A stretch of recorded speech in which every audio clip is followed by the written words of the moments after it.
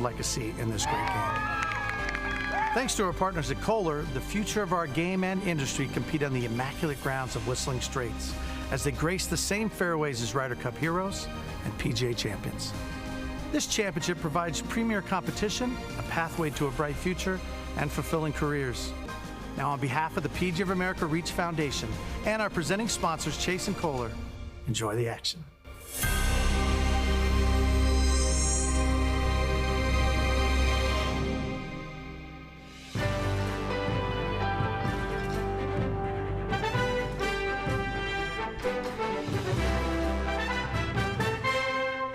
NBC Sports proudly presents first-round coverage of the PGA Works Collegiate Championship from Whistling Straits, presented by Chase Sapphire and Kohler.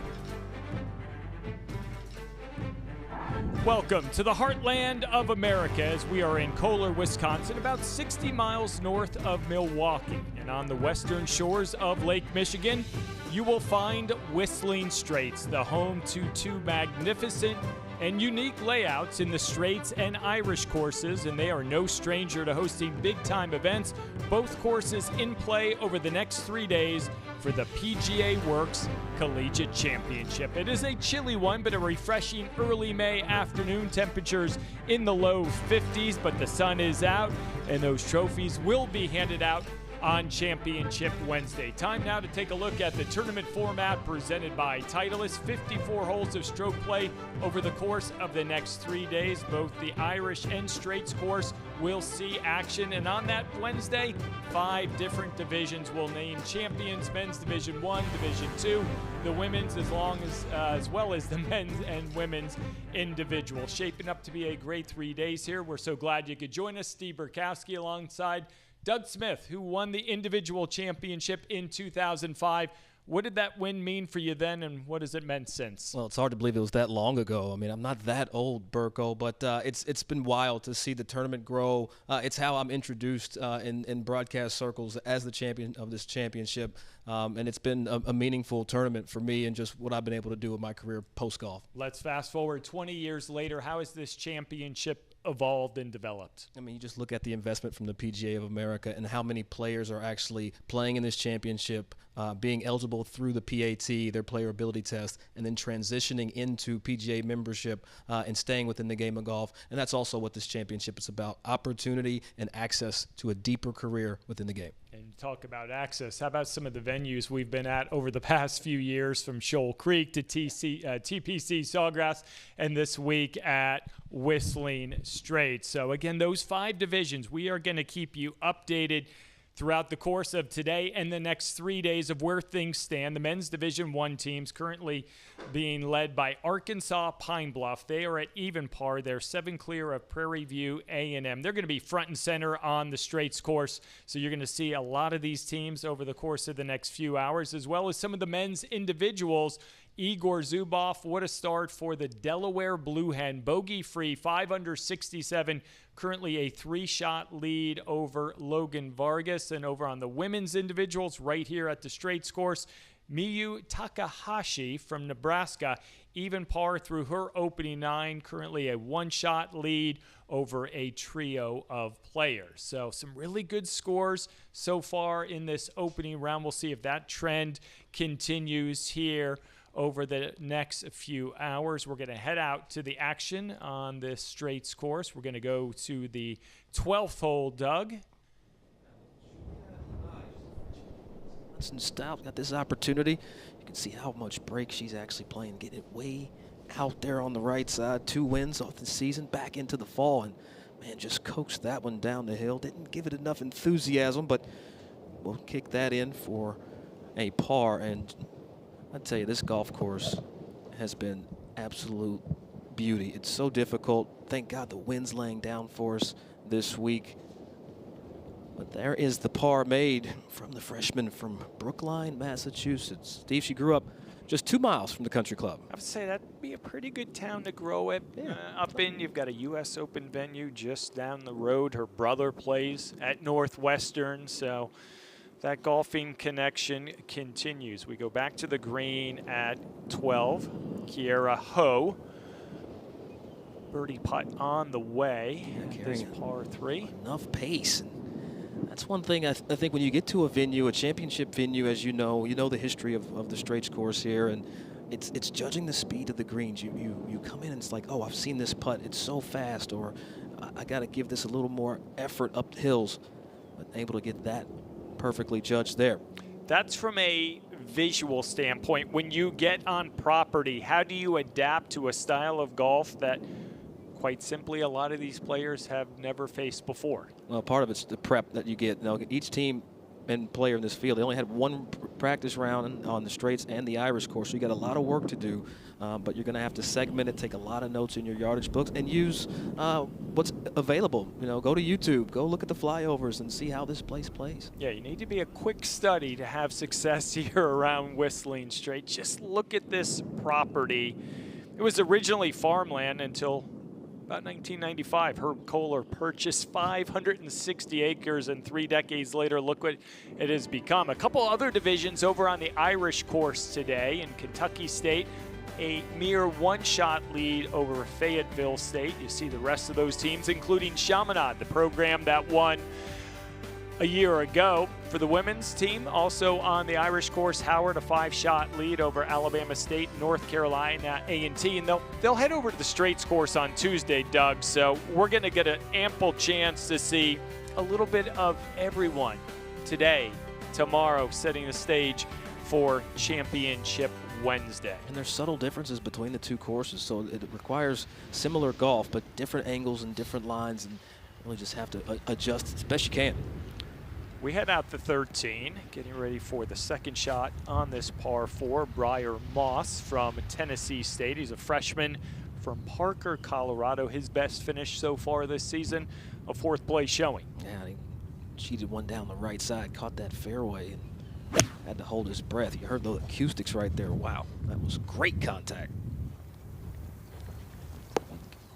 Wow, it sounded as good as it looked, and just underneath the hole. That'll give him a great look for a birdie. Yeah, really impressive shot there by Briar Moss. Let's keep it right here. Man, you will not get sick of these views off the rugged coastline of Lake Michigan. We're on the western shores of Lake Michigan, and you make the drive out here, whether it's from Milwaukee or Sheboygan, you just feel at peace, and then you're going to be challenged very quickly. Back at 13, Casey Linskog, the senior for Texas Southern. He's from Indonesia. His second shot on the way. Yeah, one hand on the club, doesn't love it, but he's been used to playing golf on Golf Channel. Played a couple events for us at Southwest Showcase at Cedar Crest. Fortunate that stayed on the green. That'll be a very slow putt up the hill. But good to see Casey out. One of my favorite players, just in the field, always says hello. And the third member of this group, Niall Bagnall, the junior from Ireland, plays for Alabama A&M. And he should be used to it. An Irishman, this is a summer's day for him. Now, this is normal. I'll tell you what, he's got some beef with this championship. 35th last year. Definitely wants to better that. And it'll give Casey a little look. His back hole location here at the 13th. And those 2 shots just shows you how good the one was hit by Briar Moss. Trust me, there's plenty of sun available right now. Don't let that picture fool you here in Kohler, Wisconsin. Today's coverage of the PGA Works Collegiate Championship is brought to you by Chase Sapphire. Upgrade your travel and dining experiences with Chase Sapphire. And by Kohler, helping people live gracious, healthy, and sustainable lives.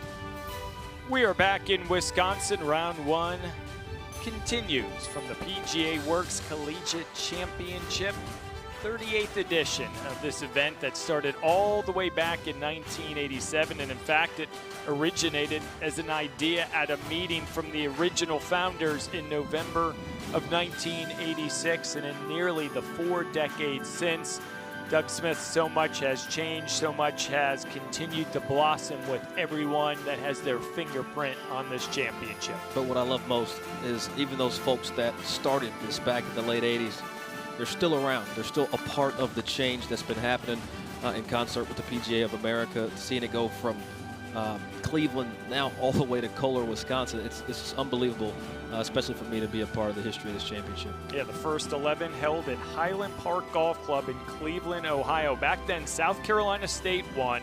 Eric Clark was the medalist, and Livingstone College from North Carolina won the Division II team title.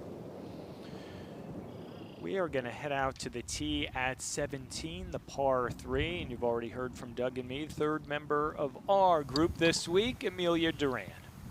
Good afternoon, Burko and Doug. It is absolutely majestic here at Whistling Straits, standing on the 17th tee of Lake Michigan to the left, 17th green on the left side. It's a cliff down there. It's just absolutely beautiful. One of those golf courses where when you do have a wait, you can just sit back and take in this incredible venue. Amelia, I asked Doug, when you come to a golf course for the first time, you're just a couple of years removed from winning a national championship at Wake Forest. How did you go about your business, especially with 2 courses in play this week, to gather as much intel as you possibly could? It's difficult to prepare for 2 golf courses, just 1 practice round on each one. You really have to be focused in a practice round, which can be difficult because it's long days. You have to be strategic on where the hole locations could be, what are the particular slopes around the greens you should practice, where appropriate it is to miss, and be preparing from those spots. That's how I went about it. But it's difficult. You're not going to be able to hit every shot that you might see on the golf course. You just have to be adaptable. All that said, what was your first links-style golf experience like? It was such a treat. It was in Conway in Wales for the Curtis Cup back in 2021. Absolutely spectacular. It's pretty windy. The wind is down this week for the players, or today at least, so that is more ideal for scoring. You have to hit different kinds of shots out here. Drive it in low, land it sometimes 60 yards short of the green, let it run. You have to change clubs as well. I remember putting in a 4-iron and a 3 hybrid in my bag just to have things that flight lower. Favorable on this 17th hole. Wind is out of the left. So these players have been hitting it up to the left side, letting the wind take it. We'll follow this tee shot with Top Tracer technology presented by Chase Sapphire. And that ball is on the way from Max Ostin from Maryland Eastern Shore, and that's a pretty good one. Freshman from British Columbia, Canada. A couple of top 7 finishes on his resume this season. Yeah, but today on this hole, Amelia, you don't have to really flight it down. You can go ahead and throw it up. Quick correction, that was actually Peyton Dunahee from Chicago State, the senior from Fairbury, Illinois. Now Ostin getting ready to go. Exactly, Doug. With it being downwind off the left, you can definitely take this one upstairs. Very important to land this on the front portion of the green, though. The greens are firm out here, especially if you hit it on a downslope. The right portion of the green is a little knob that will pitch it towards the back. Need to be careful with your placement. Yeah, hole just 20 paces on that front edge that Amelia was talking about. No more than that.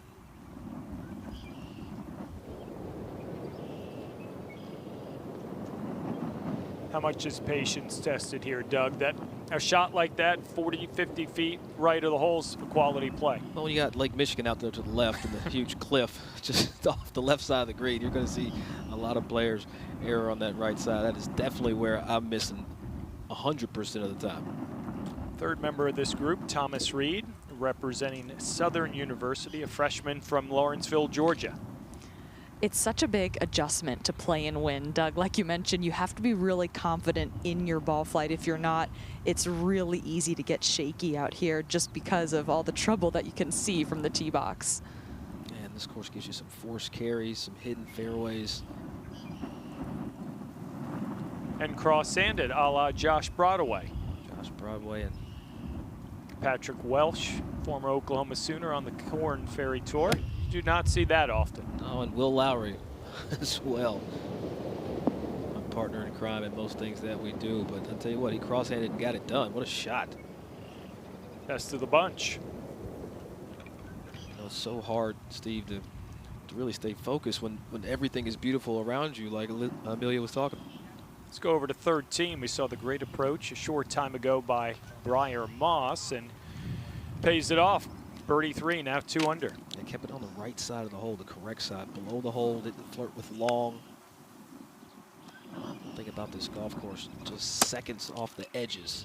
We've So talked much about, trouble. sorry, Doug, the 2 courses in play here at Whistling Straits, the Irish course and then the Straits course that we're going to see front and center over the course of the next 3 days. Give us a little more intel of what the Straits presents. Well, other than being just majestic, as Amelia talked about, we're talking about a par 72 golf course designed by Mr. Kohler and Pete Dye had come out. They loved the land, they loved the property. It opened for play, as you can see, in 1998. I love the surfaces here, that fescue with the creeping bit grass around. It's a wonderful surface to get a lot of spin off of. You see over 1,000 sandy areas around this facility, and I tell you, Mike Aschenbach and Brandon Sheggins, that they've done a phenomenal job getting this event ready to play here in early May. And you hit on a key point, over 1,000 sandy areas. There's not a single bunker. They Zero. made the determination, you know what? Have at it. Yeah, and Do I love your that. thing. I love that. Let's just make it. It's already hard enough. We don't need to do anything else to make this course play tougher. And again, there's about 50 sandy areas on this hole. Let's go to the tee at 12. This is Rodrigo Barahona playing as an individual for the men's. Goes to George Washington University. That should feed. Okay, there it goes. Their #1 man there at G-Dub. It's that to creep back, and that's something that you're going to have to pay attention to around this golf course, the Straits course especially. You can use some knobs to slow balls down and feed them back closer to hole locations. Get a vast sense of how enormous this property is when you take a look at some of the panoramic views. There's a quick look at the men's individual leaderboard. Zubov spotless in his 5 under 67, and to see 5 players under par, that's nearly 20% of the field, a little more than 20% of the men's individuals. It gives a testament to the quality of play here this week, but something we've seen throughout the years covering this championship. Yeah, as you go back over the years, the scores have continually gotten lower and lower, especially as we're playing more championship golf courses, more well-known venues. You go back, we've played Shoal Creek in the last 5 years of this championship, Shoal, and there at Sawgrass as well. This is Jordan Williams for birdie at 16, the freshman for the Southern University Jaguars, and rolls that one in. Yeah, that's got to feel good. Anytime you can knock one down. Freshman from York, South Carolina. A little bit chillier here in Wisconsin than the Palmetto State.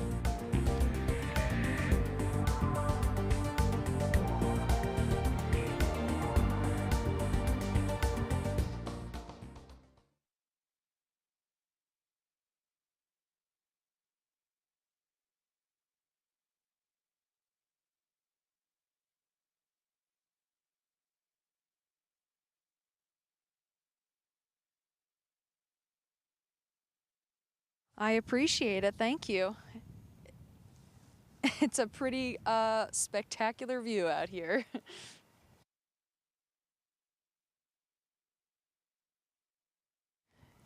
Yes, 155 men, 124 women.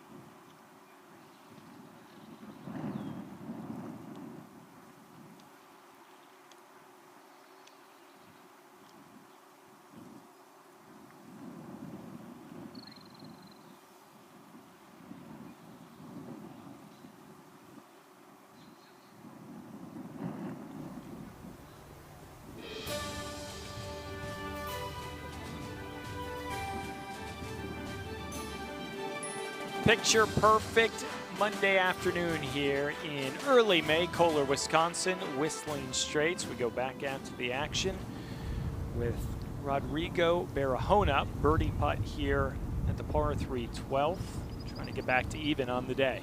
Yeah, 2 birdies and 3 bogeys on the card.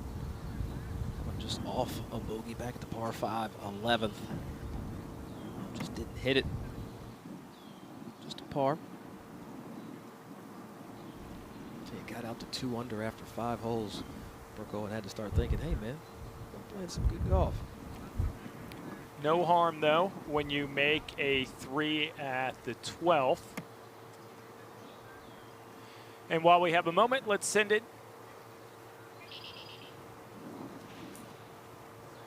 Now we will send it down to Amelia with a very special guest. Thank you, Verko. I'm here with the head coach for the men's and women's teams, Gene Macon. Gene, you just told me that your home course for Chicago State is Harborside International, which is 2 18-hole link-style courses. We're here at Whistling Straits, a link-style course. What kind of advantage has that brought your team? I would say it would give us somewhat of an advantage, and the weather and the wind. So this style course is not new to us at all. That's certainly wonderful. A lot of players experiencing this for the first time. On the 17th tee where we are standing, your player Julian is about to tee off. He's had 2 wins this season. How was he developed as a player at Chicago State? I just got to Chicago State about a year ago, so he's a senior on the team. I'm going to hate to lose Julian. He is my A1 player. He is indeed the best player on the team. What makes him that best player golf-wise and also as a leader? Consistency. He's a great leader, shows great integrity on the golf course. He is truly he loves the game. He truly does love golf. He is a great leader on the team. Well, thank you so much, Coach, for your time, and good luck to both of your programs this week. Thank you so much. Thank you. Let's go to 17T. Yeah, it's always good to hear from the coaches, get a sense of the journeys, Doug, for them as program leaders to the student athletes that are representing these institutions. This is their Super Bowl. No, let's give them center stage. No, and it really is, and kudos to her coaching both sides of the ball, if you will, men's and the women's teams. And this is Julian Colavecchia, that coach just talked about, the senior from Toronto, Canada. Flighting this one nice and low. It's right at the flag if it's a distance. It's got some chase on it as well. Just in underneath the hole. And when you are a new coach, Steve, it helps to have those seniors that are leaders that can take up some of that newness from you to really keep that team chemistry there intact. Keep it right here at 17. Michael Davis set to play next from Maryland Eastern Shore. Spoke with the head coach of Maryland Eastern Shore, Gerald Walker, yesterday. He said he really focused on the mental component of his team. It's so important to making good decisions out there, and regardless of your shot, to keep your head up. How about these 2 shots, Doug? You keep your head up so you can watch it get close to the hole right here. Making it look easy, and it is far from it. You can see that the ski caps are on. It is chilly. Temperatures in the lower 50s, that is. We hope you're enjoying opening round coverage of the PGA Works Collegiate Championship presented by Chase Sapphire. Third member of this group, Jordan William from Southern University. Jordan Williams, again, we saw the freshman from York, South Carolina. How about this? Finished tied for second earlier this year. 1 stroke behind LSU's Nick Arsemet. When LSU's in the field, strong program, a top 10 team, and you're competing with them, a testament to a lot of the talent we're going to see over the next 3 days.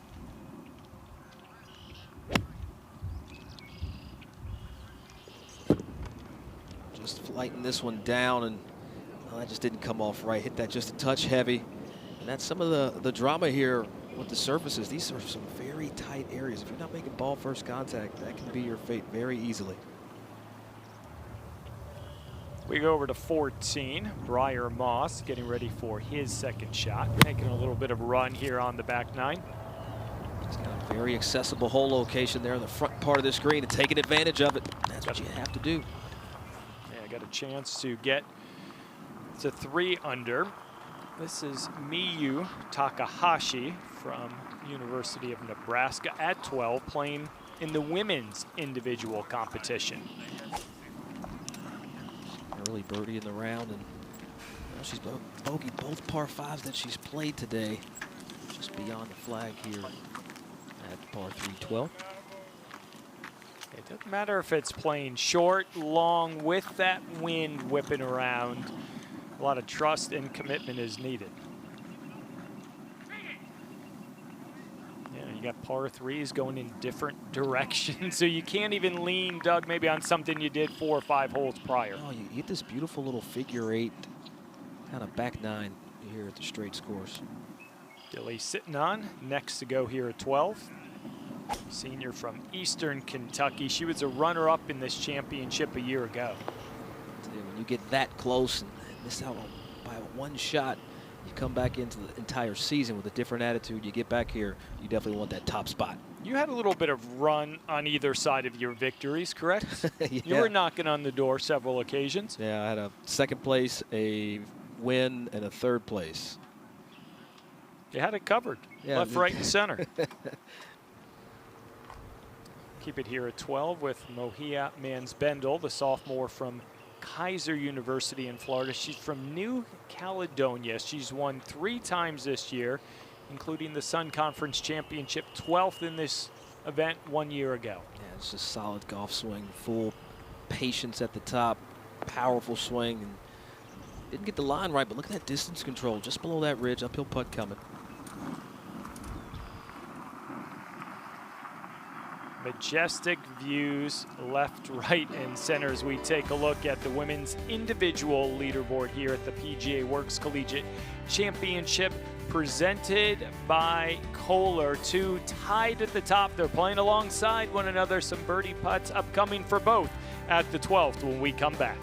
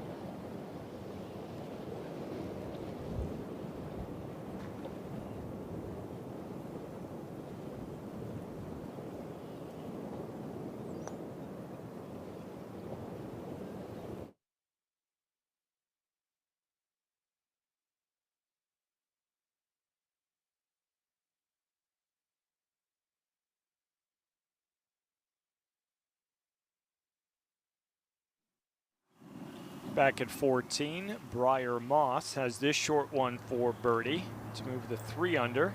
Freshman for Tennessee State. And on cruise control right now, Doug. Yeah, you go back and look at this championship, go back to yesteryear, the year I won, 2005. Well, the Tigers won that year as a team. They also won it again in 2009. So trying to get back into the winner's circle some years later, that's going to take some work, especially with Moss putting like he's doing. He's doing just fine. We go to the green at 17. Julian Colavecchia has this for birdie.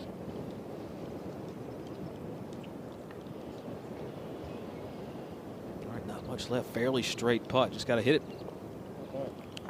Yeah, anything below the hole, Steve, it's pretty straight.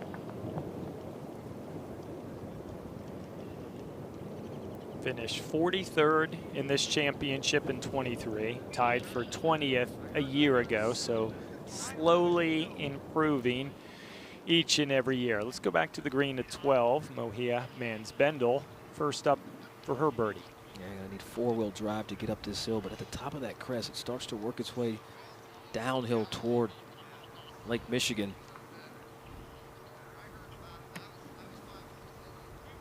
Go back last year, finished 12th in this championship, so you can get the sense that she wants that top spot. Really good finish downhill right here. Just didn't hit it. We're going to keep it here. Dilly sitting on will be next to go. We referenced she was a runner-up a year ago. You were a runner-up the year prior to winning. What did that do from a confidence standpoint and also maybe a validation of everything that you had put into the game? Well, the second place just makes you angry, if I'm being honest. Like you're like, dang, one shot loss. But it also inspires you to put in that extra 5-foot work, that extra 10 minutes on the range, that extra rep in the gym. And lucky for me, it paid off a year later, and hopefully Mohia can do the same thing. Yeah, see if Dilly can get the job done here. This to get to 1 under. She's had 5 top 25 finishes this year, and when she's not working on the greens or in the gym, she's also efforting pilot's license. How about that? Wants to maybe be Maverick McNeely of the LPGA. Yeah, just fly herself from championship to championship.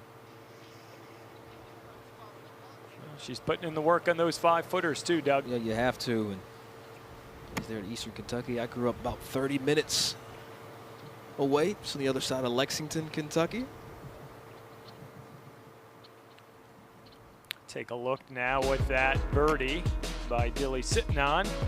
The women's individual leaderboard here at the PGA Works Collegiate Championship presented by Chase Sapphire.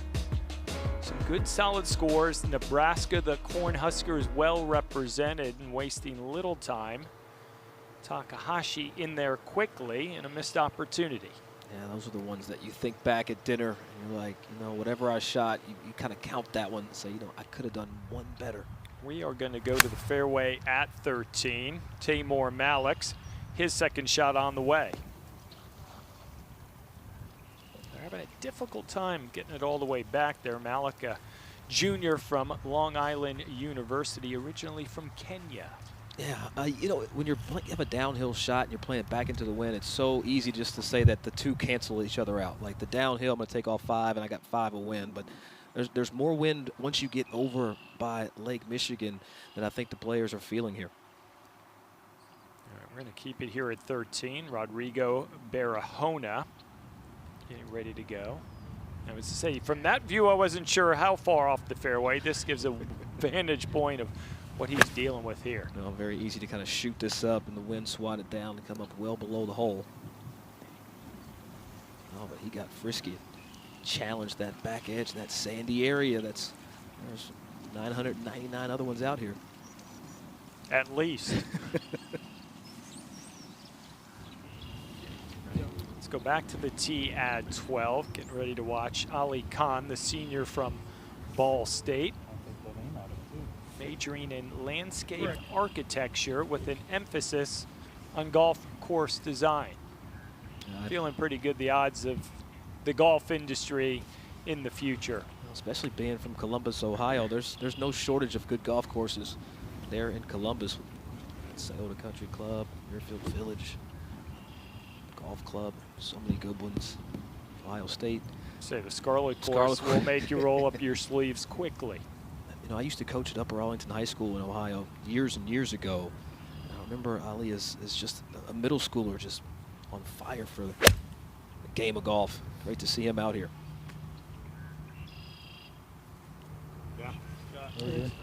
Dialing in that distance, that's tough to do on a windswept day. Making sure you're factoring in that elevation, judging the wind, guessing at times at the wind. How much of a guessing game is it? 100%.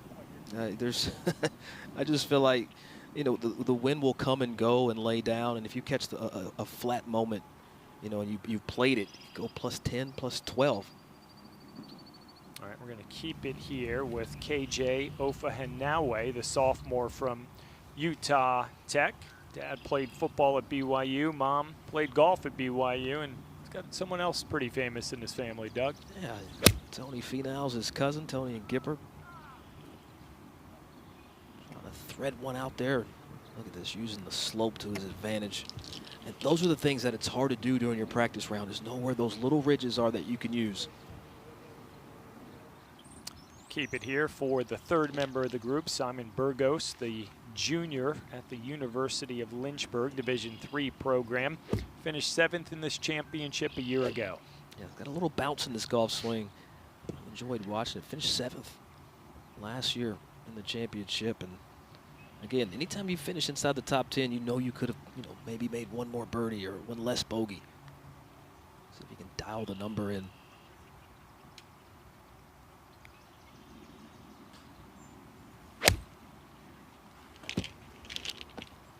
Something you'll consistently see when we're playing off the water edge. Just go to that wide side where you know there's green.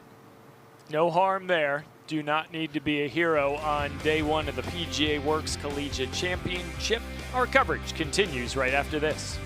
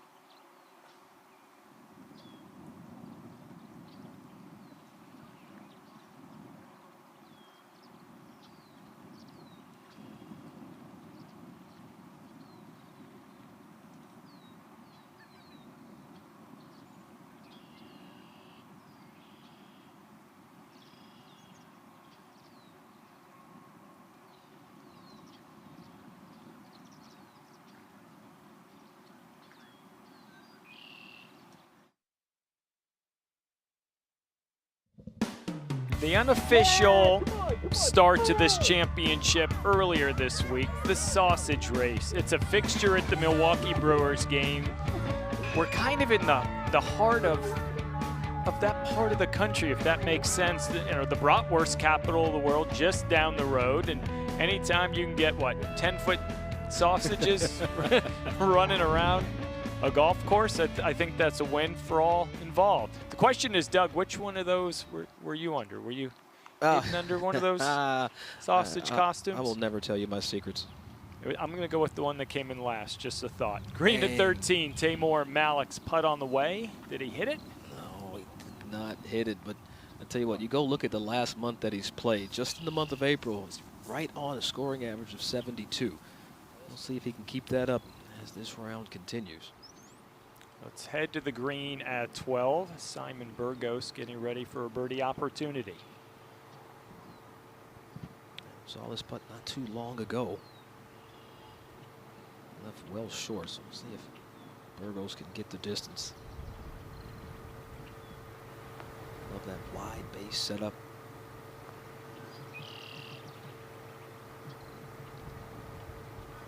It's pretty important in windy conditions, isn't it?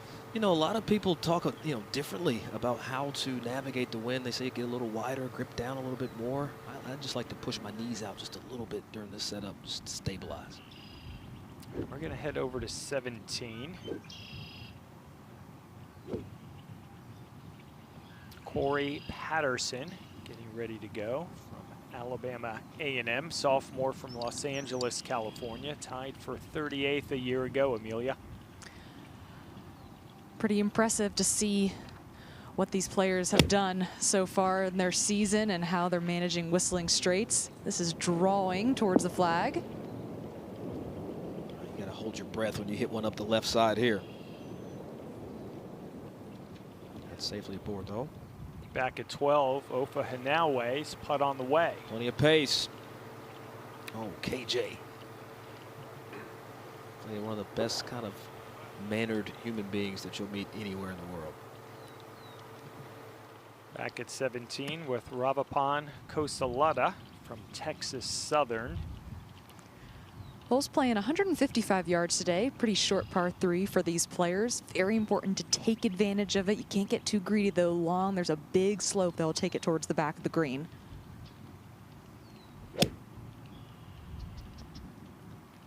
Cheated that left side. Usually want to swing one in right to left from there. But got a very favorable bounce. It's like he meant to do it. What a shot.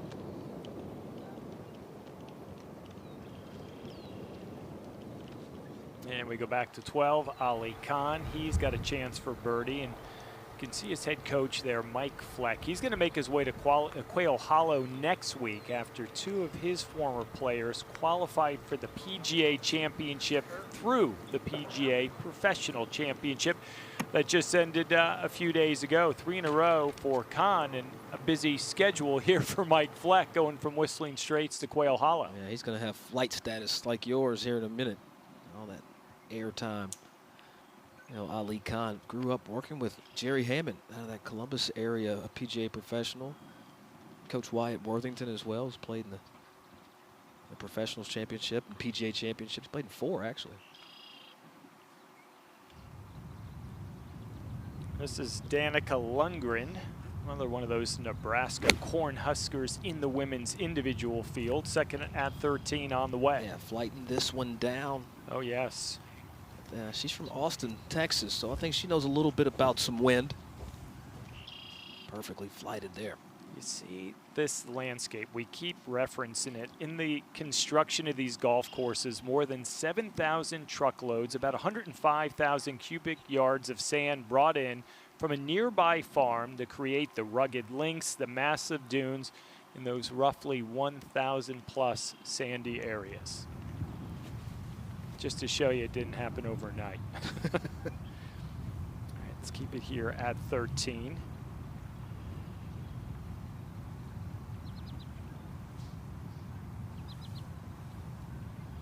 You can see 2 balls already in close.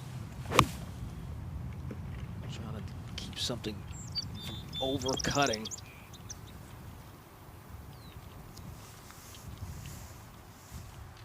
That's Mohia Mans-Bendel, sophomore from Kaiser. A lot of fairways, a lot of greens. they don't hurt you out here, Doug. No, if you can keep balls in the fairway, but you know, Pete Dye, he gives you a line that you can see, and sometimes what you see is the worst place to hit the ball. You have to trust that he's giving you outlets over multiple sandy areas and over these ridges off the edges of these cliffs, and you know, it's a tough visual golf course. Not sure that's the ideal place to play the second at 17, but the result, serviceable.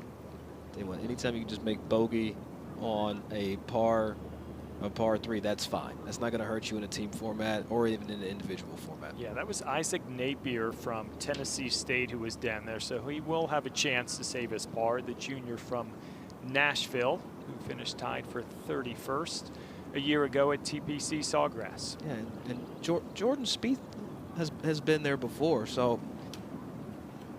Yeah, he has. You remember that, the Ryder Cup? Yeah, I remember. That's not the worst place to be, but you don't ever really want to be there. Let's go back 4 years ago, the 2020 Ryder Cup that was played in 2021. Jordan Spieth right here, as mentioned by you, Doug, paired with Justin Thomas in the foursomes, the alternate shot format. Justin left them there. Spieth said, all right. Thomas missed, though. They ended up losing to John Rahm and Sergio Garcia. And then yesterday, well, what do you do when you're getting a practice round at Whistling Straits in the Straits course? You try to reenact, get that photo. Look at the golf ball midair between the players and the man brave enough to go down there and try to duplicate it. Now the question is, did he lose his balance and almost face plant in Lake Michigan? That's what I wanted to see. Maybe I'm just mean. But it goes back to what you said. You come to this golf course, you can recollect some of the seminal moments of big-time championships or a Ryder Cup that have been played here at Whistling Straits. This is Corey Patterson at 17. This for birdie. There's going to be a little late push left to right in this putt. Got to hit it, though. A lot slower than it looks. Almost got that on line. Game to go.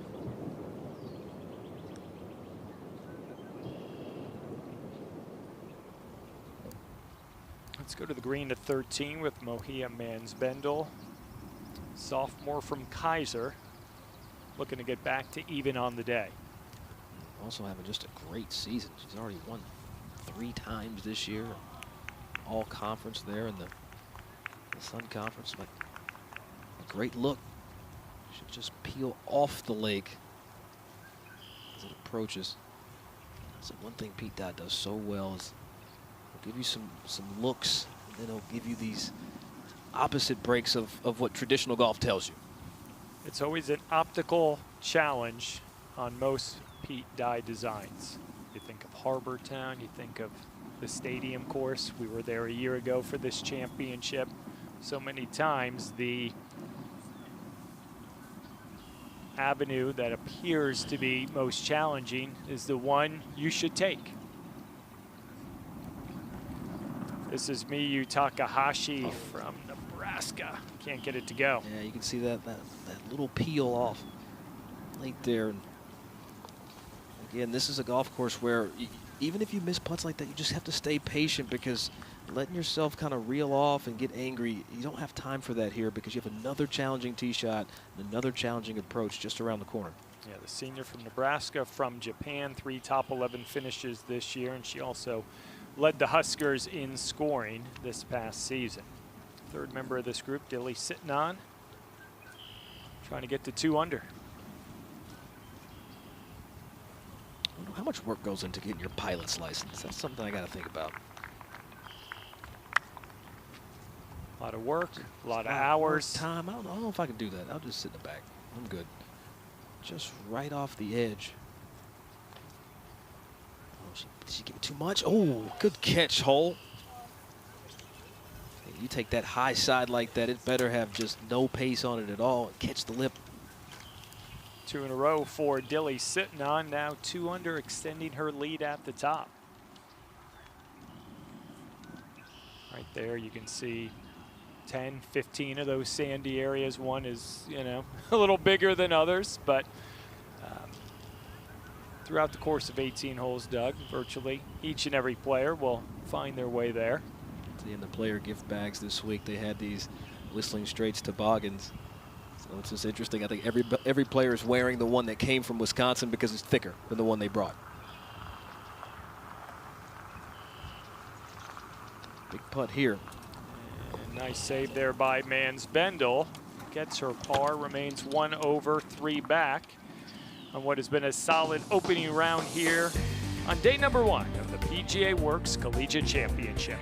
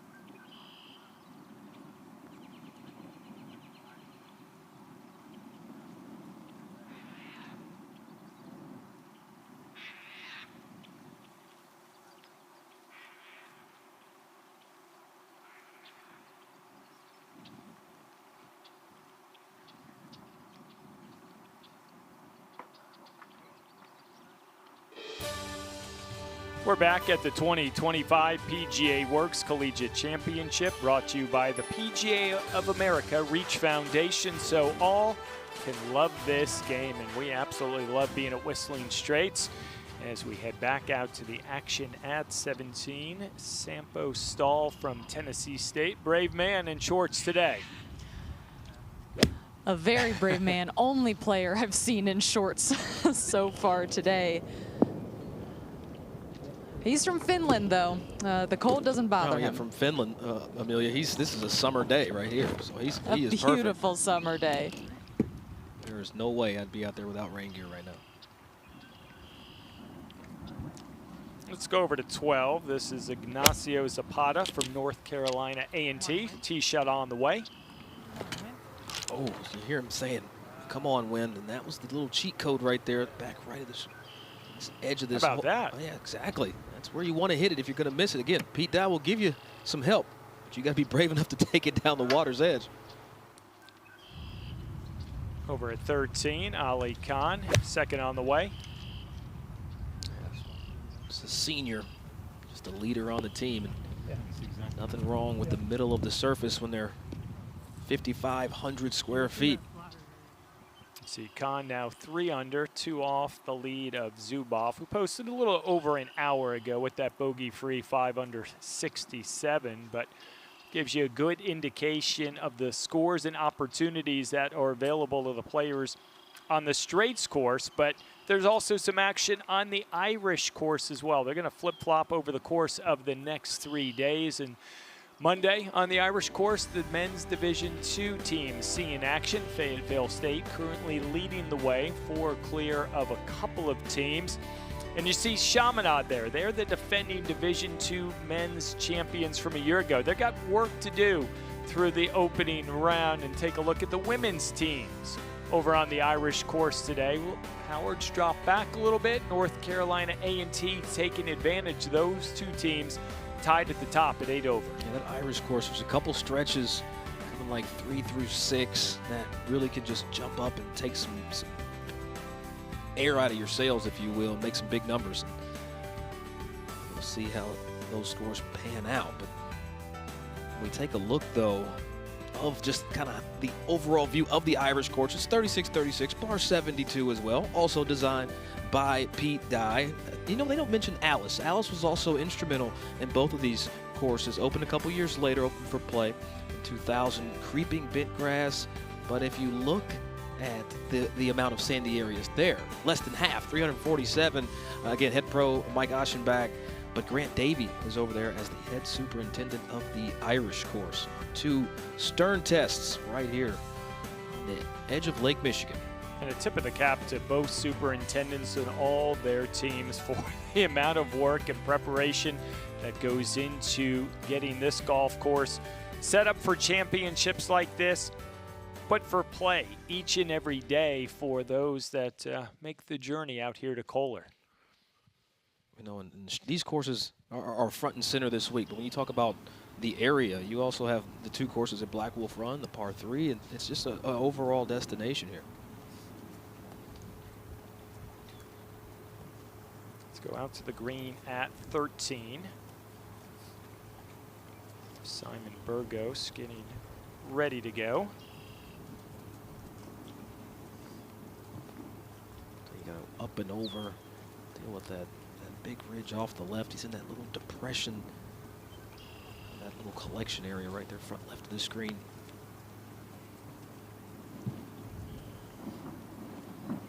There's just, this pin is so far back there, 30 paces on from that front edge. Just a little finger back there and just not able to get the distance. Marco, we're starting to see a trend of players putting from distance, just giving it a little too much respect. Thinking that it's a little quicker than maybe they are. Just being tentative in general. Yeah, erring on the side of caution on this opening day as we head over to the green at 17. This is Lucas Lang.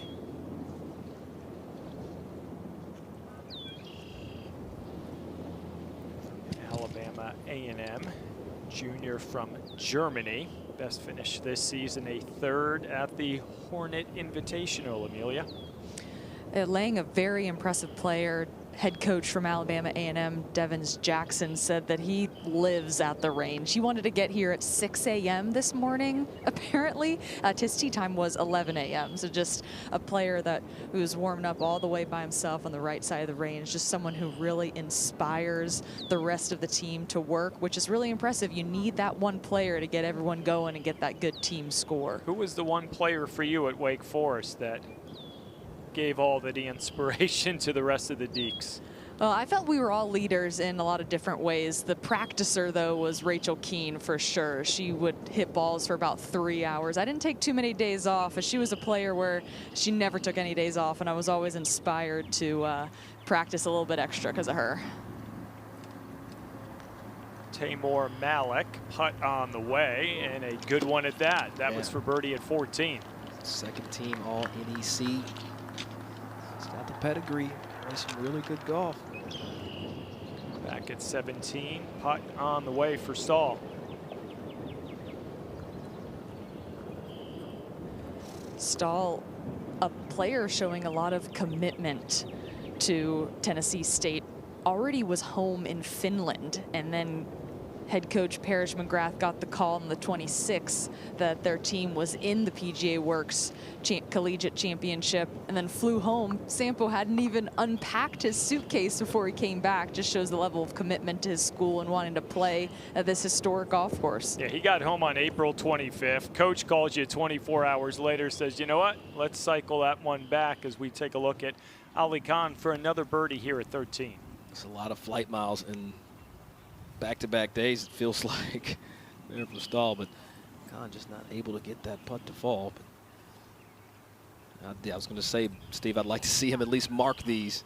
Don't want to just rush up there and spill a shot for no reason. So Kahn, after 3 straight birdies, has a short one remaining for par at 13 to stay within 2 of the lead currently held by Zubov as we return to Whistling Straits right after this.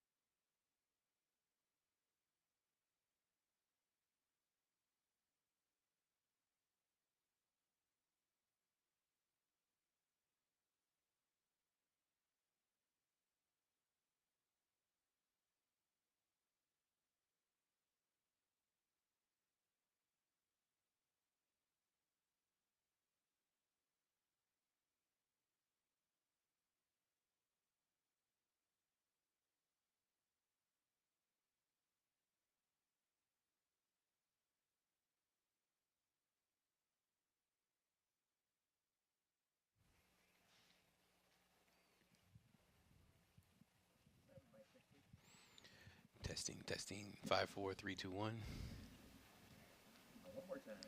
5, 4, 3, 2, 1, 3. Okay. Don't forget about your cough button.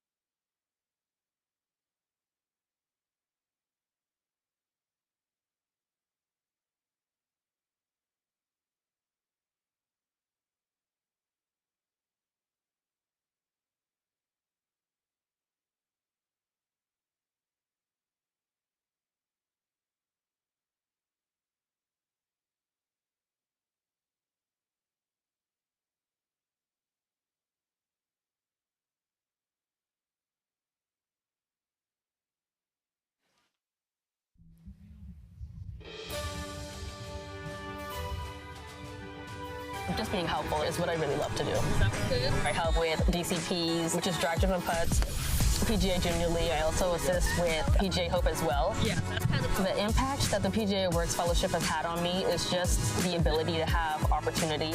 I played in this PGA Works Collegiate Championship 3 years out of 4, and so I know the impact that it has on many people. That was great. PGA Works is shaping future leaders like me. My name is Taylor Harvey. I was a PGA Works fellow, and now I am full-time on staff as the player development manager at Sun Country. I run our junior tour and our Sun Country Golf Foundation program, so anything from PGA Hope, Drive, Chip, and Putt, Youth on Course, PGA Junior League, and then obviously our junior tour. Being here and seeing people like Shandine Harper, she was the first native college golfer that I met, and instantly I was like, let's do this together. Because when I was younger, I didn't see people that looked like me, and so it's a privilege to be able to really show them that the world is their oyster.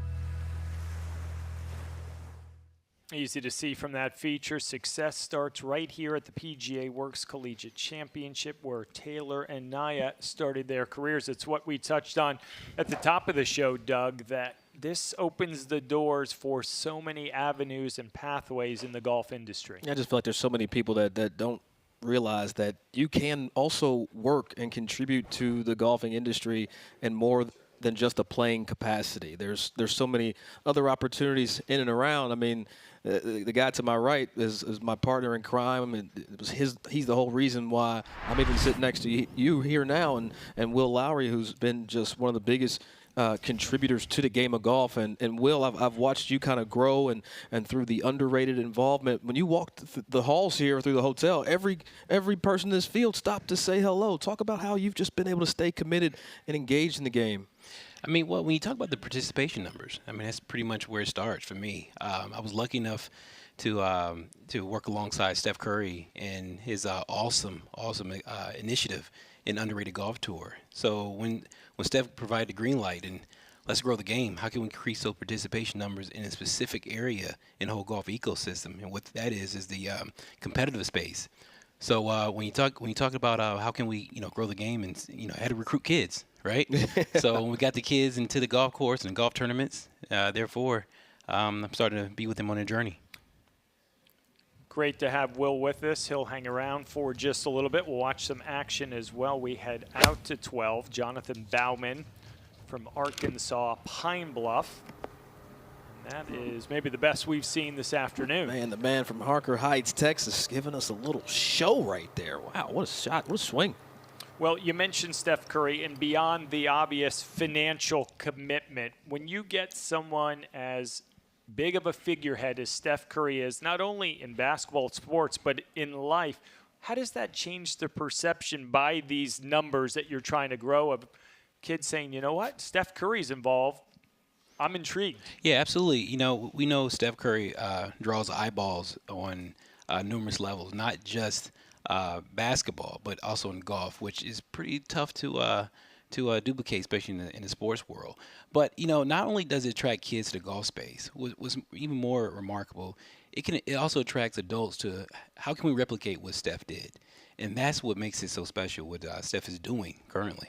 And I think about as we watched Quincy Robert here at 17 had the good fortune to call a college basketball game at Davidson earlier this year. Okay. And you go to Davidson and you see this really small campus and a nice but small gymnasium, and then you look up in the top right and you see number 30, Steph Curry, and you're like, this is where that avenue started for him. So I started thinking to your statement of how do you go from small to big as we watch Bauman try to make birdie here at 12, and I don't know if so many people realize that's where it started at Davidson College for him. That's where it starts, and again, when you utilize your relationships, when you get in certain platforms, that can tell you the heart of a person. I say all the time, the abundance by the heart comes out through the mouth.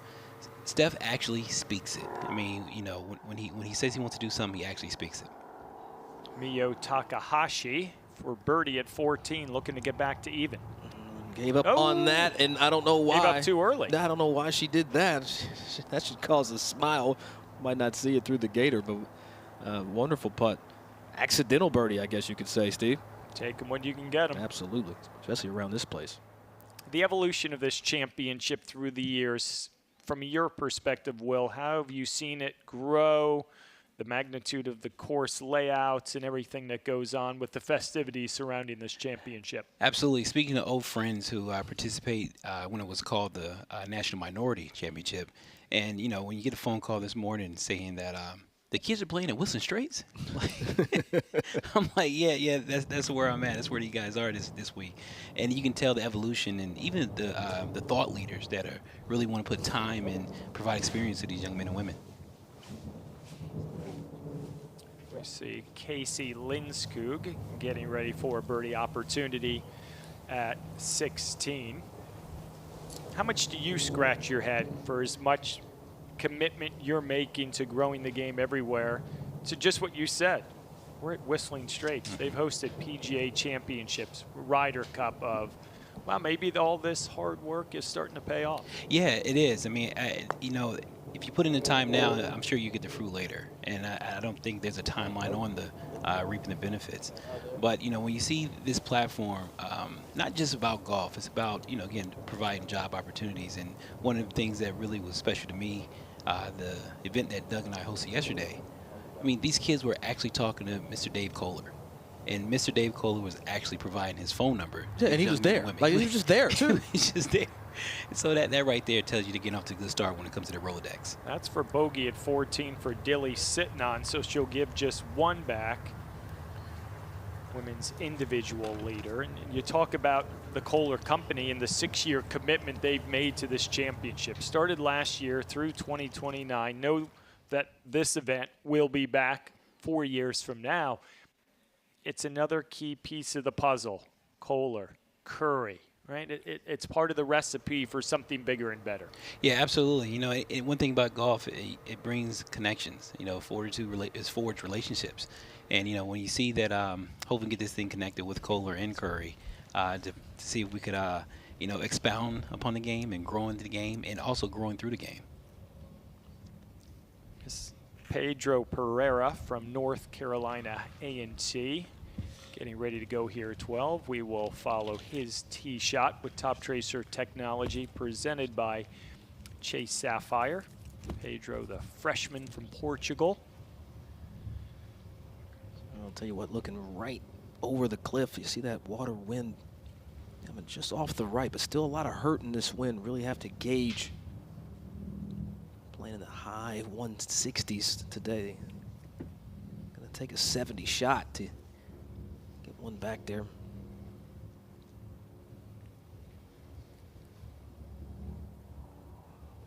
I love a patient player, one that takes his time to make sure the numbers dialed.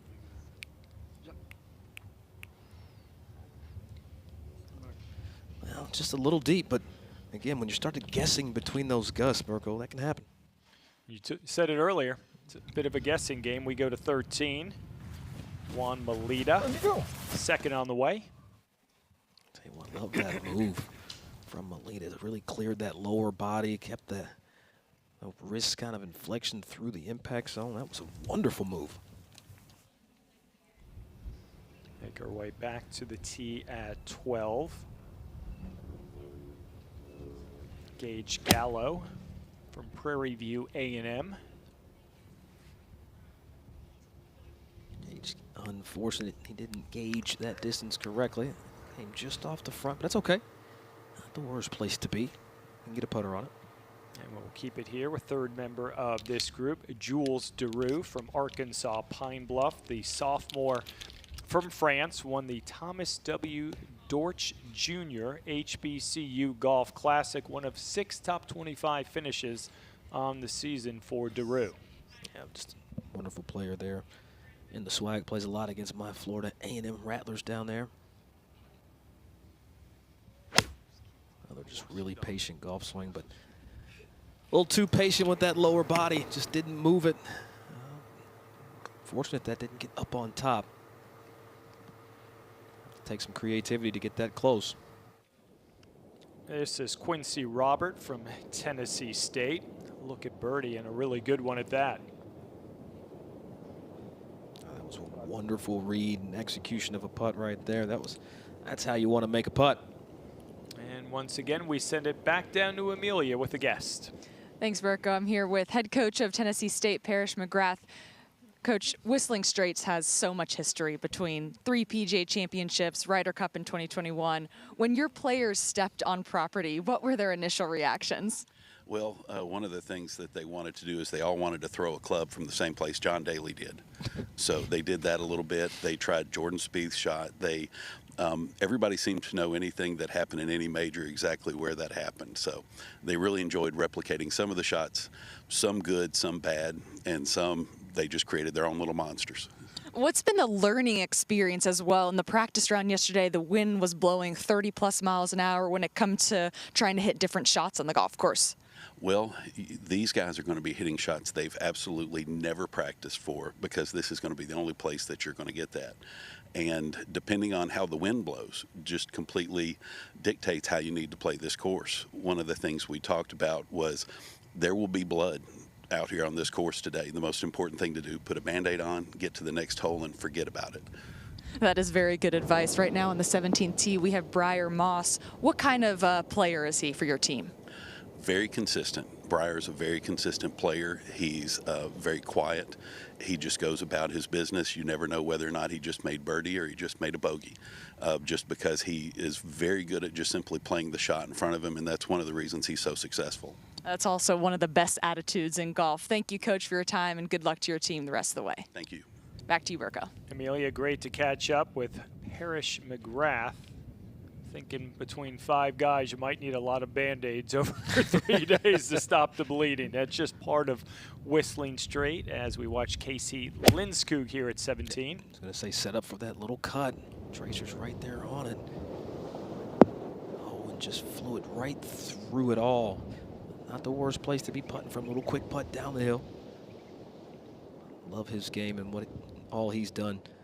A few times we've gotten to see him, Burko. Yeah, Will Lowry alongside with us if you're just joining, and the continued commitment by you and so many others. Where do you think this continued growth of the game can go, Will, in 5, 10, 15 years? I mean, I think it's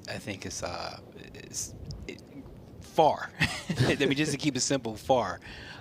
You know, I think it's starting to have these young men and women think outside the box. You know, not so much where can I fit or find a role into the game. You know, let me see if there's a pain point that I can solve and have a solution for it. Tee shot on the way for Niall Bagnall at 17, and that won't be too much of an issue. Just short of hole high, about 55 feet or so for Bagnall. Take a look at the men's Division I team leaderboard presented by Kohler, Arkansas, Pine Bluff. A little bit of separation at the top. They are 8 clear as day 1 continues right here on Golf Channel.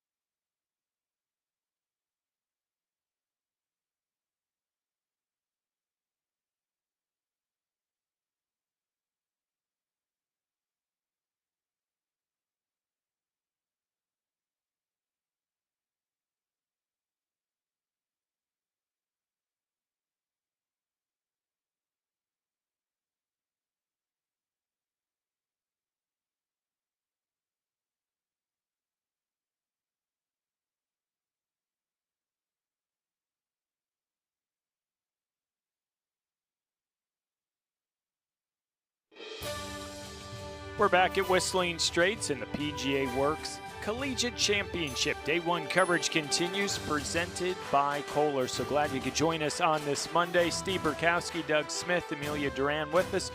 And thrilled to be joined by Will Lowry, special guest joining us in the booth for a couple of segments. We'll continue to get some more insight from Will. But before we do that, we head out to the green at 13. Juan Melita for birdie. Freshman for Arkansas, Pine Bluff from Chile, part of the national team there for the Chileans. Yeah, that one got away from him, yeah, plain and simple. Straight downhill. That's what it can do here. Putts can get away from you. You don't really expect them to be as fast as they are, but going down to that edge, and again, talk about some of that subtleties that Pete Dye builds into this course. But Will, you've been kind of so prolific in helping to start and even founding that underrated golf tour put on by Steph Curry. But what is it about junior golf? I feel like you've stepped into this lane where a lot of the kids and youngsters that you're talking to, they're in this field through underrated. But what is it about that that junior golf segment that really gets you going? Again, going back to preaching to Steph in the beginning, just increasing that participation level. I was a junior golfer at one point, and I couldn't afford to play in any event. I couldn't even make it to the tee box. So, when I see these kids who come from a different clubhouse, who have the aspirations of getting to the next level, play on a high competitive level, and they don't have the means to do so. So, again, going back to the statement I made earlier, what solutions can we solve? Well, the solution that Linskog needs to solve is how to get this one down. This is off the left, big swinging putt, slow, and the man from Jakarta, Indonesia will just have that for a par. And to that point, I want to follow up, Will. It's always the financial wherewithal to provide opportunity. Do you have a sense that that gap has closed from a dollars and cents perspective? That's a great question. I don't know if it's actually closed just yet, but I think awareness has been made. Now, and that's the first step, making awareness, bringing it to the individual's attention, those who, may have the heart to want to help. And, when you got platforms like the PWCC, you have Mac Champ, you have Underrated. I mean, that's all you can ask for, just to bring awareness. Putt on the way for Briar Moss at 17. Just needed to hit it to get to 4 under. Yeah, just couldn't stretch that last one out. But, Will, when we look at kind of the teams in the field this year, there's 2 teams that are not in the field. That's Florida A&M and Howard on the men's side. They actually played in the conference championships and qualified from the NCAA. When you look at Steph Curry specifically and how things have worked from Howard's perspective, the fact that you can come in, support a team, do what needs to be done, and push that team to the NCAA championship maybe. What's that got to mean to a Steph Curry? I mean, it means a lot to him. I mean, obviously he has an integral involvement into the game, right, into this team, to the program, and how that even came about from a young man just asking, hey, how can I help? How can you help us? Just, what, 5 years ago? 5 years ago. And so, again, I'm hoping what Steph is doing, it can be replicated amongst those people who are in that position. Well, we've seen it works, Burko. It works. It does. Didn't work for Dilly Sitton, the women's individual leader there at 15. She's in a bit of trouble, but the spot-on analysis of Sam Puryear, the head coach at Howard, the director of golf, to get these teams going front and center. And it's something we discussed in our production meeting yesterday of, you want to say, gosh, they were here, they're not here, but I believe for a really good reason, because they have now taken it to the next level. As we watch Danica Lundgren from Nebraska at 17, and I mean, that's the ultimate goal, to say we can compete with anyone in Division I golf. Absolutely, and some of that just have it means to do so. The means and support. And you'd be surprised how some of the hurdles that these teams have, just from a simple transportation issue, and getting the proper coaching. That's Kiera Ho at 17, the freshman from the University of British Columbia, and she'll have a chance to try to replicate Jordan Spieth from 4 years ago. Yeah, well, the rough on that edge was so much more thick then, so that probably got down closer to that flat area.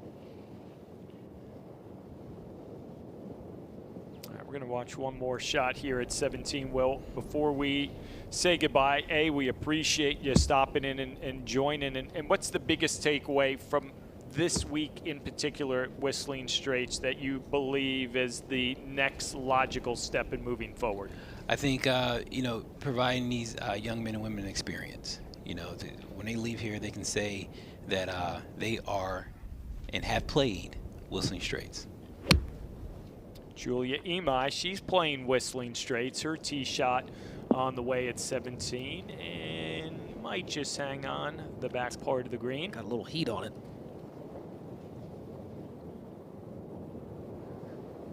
She'll have a putt, a long one though at that for birdie. Let's go back to sitting on some of the issues she's dealing with at 15. Can she pitch in and save? That's what she's up against right now. Got this one going. She's trying. Oh, dropped another shot there, Steve. She put one of those Band-Aids on that Parrish McGrath said would be needed around Whistling Straits. That could have easily been given two back there, minimizing the damage. Will Lowry, appreciate it as always. Great work, continued success with everything moving forward. Thank you so much. Take a look at the women's individual leaderboard presented by Chase Sapphire. Sitting on, she's going to drop one there at 15. There's going to be a two-way tie at the top at even par.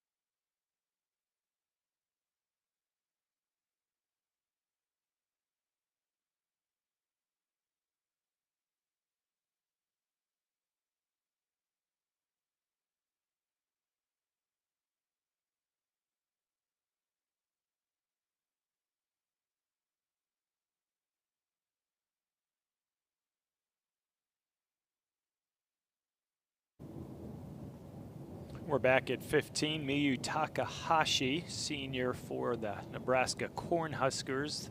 That was for birdie. That was to move to 1 under, but just hanging around, going about her business quite nicely. Yeah, we look at that round that she's got going. Was able to get the birdie back there at the 14th, and there's 3 bogeys, 3 birdies. Keeping it simple out here.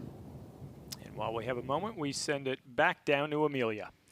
Thank you, Burko. I am here with the head coach of the University of Wisconsin Stout, Andrew DeLong. We're on the 17th tee. Your player, Julia Imai, part of the women's individual division, is now putting on the green. You worked at Whistling Straits in golf operations for 12 to 15 years. What's it like to be back on property? It's amazing. I love it here. My wife and I come back whenever we can, but to be able to coach Julia on a property I know pretty well is really, really special. You came to Wisconsin Stout in 2019. Usually in a college event, you're coaching 5 other players. What's now the adjustment? What can you learn from getting to watch a player like Julia for all 18 holes? I would say that I've learned a lot about her game, honestly. Like, she's a freshman, and she's one of our better players, so I haven't she does well by herself, so to spend 18 or now 54 holes with her practice round, I've learned a lot about maybe more specifically what she needs to work on, how she handles adversity and stuff. And she's a special one. She does a lot of stuff well, but it's really nice to see her, take on a big course like this. It's fun. What does she do well, and what are those things that you've noticed? Maybe touch on a little bit in practice. Her driver's really good. It helps a lot here because being in play helps. Her emotions just even keel constantly, which is really, really good. I think we can work on our wedge distances a little bit. Just get a little tighter with the approaches and give herself more chances at birdie. Well, thanks for the time, Coach, and good luck the rest of the way with Julia. I appreciate it. Thank you. Burko? Amelia, we saw Kiera Ho during that end of the interview not have the same success Jordan Spieth did from that spot left of 17 in the Ryder Cup. So still going to be a bit of a challenge. You maybe need to take 20 seconds, regroup, Doug, and just take a beat. Yeah, you know your all your cortisol and all your internal mechanisms are firing right now. So get into some of that breath work. How do I know flight? And calm that self down. All right, this is Ali Khan from Ball State, second on the way at 15. It's a really great ball striker. That's really the strength of Ali's game. But that one just landed soft on him. You see, he tried to flight that one down, trying to get some chase, just landing uphill in the 15. Let's go back to the green at 17. Oh, how about that? Yeah, cash money. No, she doesn't need to work on her putting. That was Danica Lundgren, who was a 2018 drive, chip, and putt national finalist at Augusta National. Ended up finishing tied for 4th that year in the 10 to 11 age group. You know, it's so full circle. You know, this year having Akshay Bhatia go through the kind of the similar thing. He played in the drive, was their national finalist, and then actually the first one to compete in the Masters. Oh, how about that? Kiera Ho, who's had a bit of a challenge here left of 17, sounded like she caught the flagstick. Oh, yeah, they did right off. You can just hear that. Took one hop, two. Just enough to slow it down. Poetic Justice would have had that drop, but the game is tough, and it's not supposed to be easy, but credit to Kiera Ho for saying, you know what? The next one's going to be a good one. Yeah, she was just thinking, you know what? I got to channel my inner Jordan Spieth. And thank God that Justin Thomas is not putting after me this time, because he went on to miss that putt. Keep it right here with Julia Imai. We just heard from her coach a short time ago. Won twice in the fall by 4 and 7 shots respectively. Trying to save par here at 17. I think she's heard a lot of Frances Ouimet stories and lore, given where she's from there, Burko. Right around the corner from the country club in Brookline, Massachusetts. It's a putt that'll want to meander to her right, but it's a putt you have to hit with pace. Take the pain out. There you go, and if you want to modernize it, maybe some Matt Fitzpatrick stories from the amateur, then a decade later winning the U.S. Open. Imai in with par at 17. We'll watch her finish up when we come back to Whistling Straits.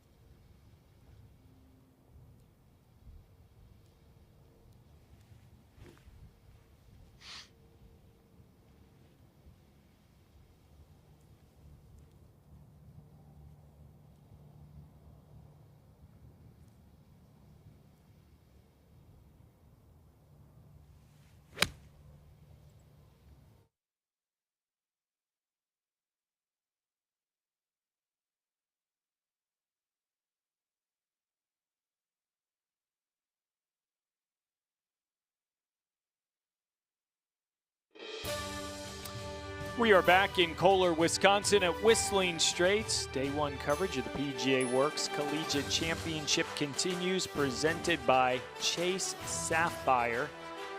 And what a picturesque opening round it has been. A chilly one nonetheless, mid-50s, but the sun is out. A great test for all the men and the women in the field this week. We go out to 15. Ali Khan from Ball State, long birdie putt, and he's caught fire on this back nine, Doug. Well, that was a great read. There's so many subtleties. Right where he's stepping, there's a little thumbprint you can see, and to get most of that correct with the read, just forgot the speed.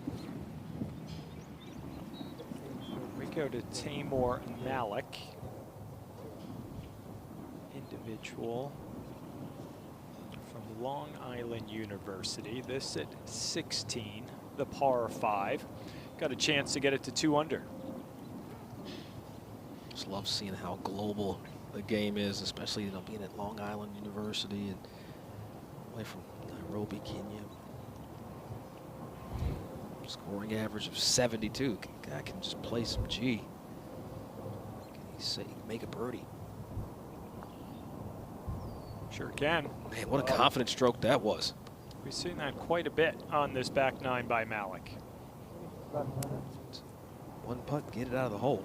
Let's go back to the final group that was last off the first tee late this morning. Jacob Holloway, tee shot on the way at 12 from Prairie View A&M.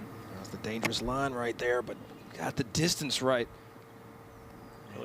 Really good shot by the junior from Magnolia, Texas. Was a co-medalist earlier this spring at the SWAC Championship. Back to 15, Khan for par. Trying to keep the heat alive. Oh, he pulled it. Tell you, those are those putts, especially around here with all the subtleties. You cannot lose your focus even for just a minute. Not saying he wasn't focused. Green at 16, Rodrigo Barahona. This for birdie. Try to get one back.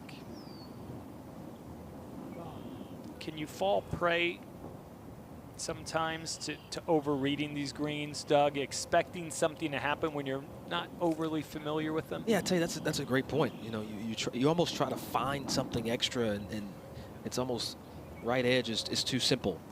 You see these big vistas on your right and these knobs, and you think there just has to be additional push. You know, the coastline coming in, you think it might pull more than it does. And you can definitely overthink it out here, especially.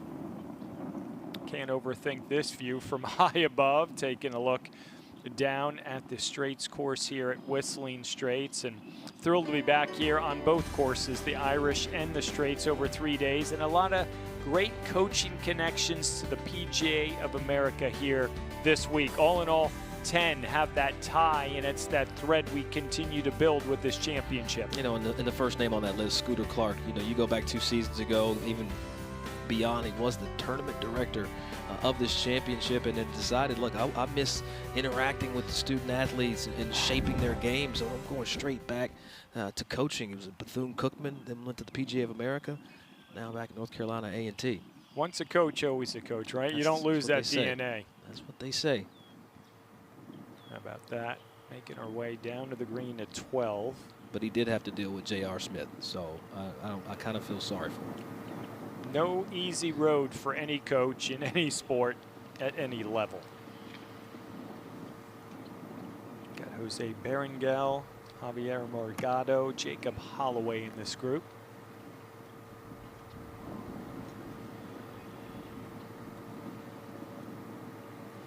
You talk about this mallet revolution in the game right now, as we see Holloway just like a lot of players leaning on higher MOI putters, has even trickled into the pro game. Well, we ran a feature last week on Golf Central where the numbers are backing that up. A good 70 to 80% of the best putters on the PGA Tour in that strokes gain category going mallet over blade. Yeah, it's just remarkable. And you think back, and people like Tiger Woods would say, if you can't use this putter, then you shouldn't be out here. Well, the data speaks differently. 2-putt par for Holloway there at 12. We go to the tee at 16, getting ready to watch Ali Khan. Coming off that bogey hole earlier, see how he bounces back. Yeah, had that 3-putt. It's down the left. It's actually a great spot to be. This is right.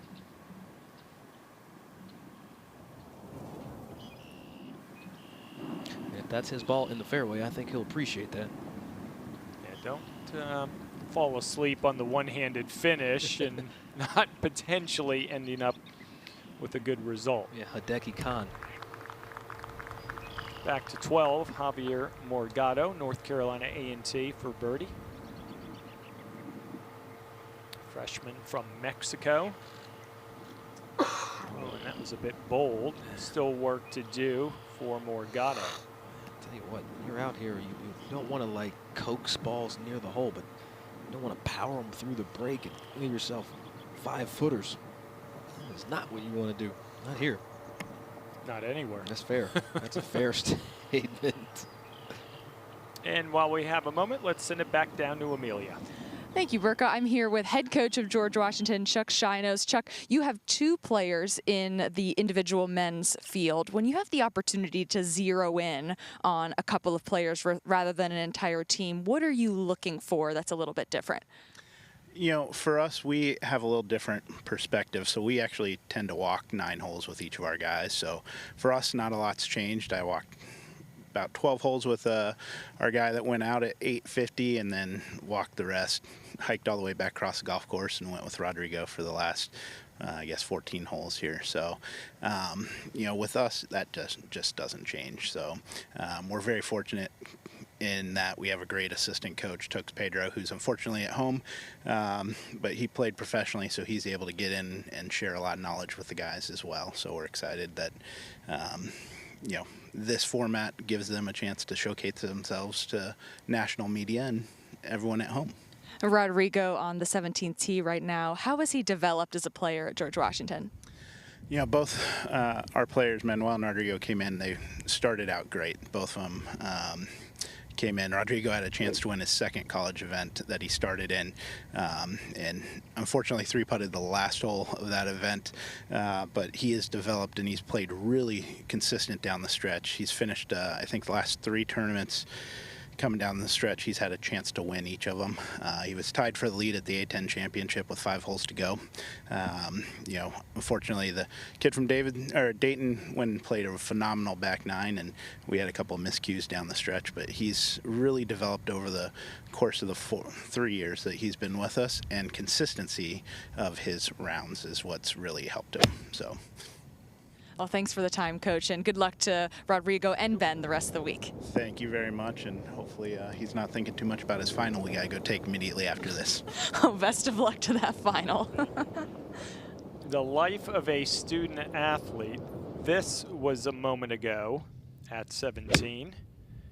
Tamor Malik. Again, the distance control so solid.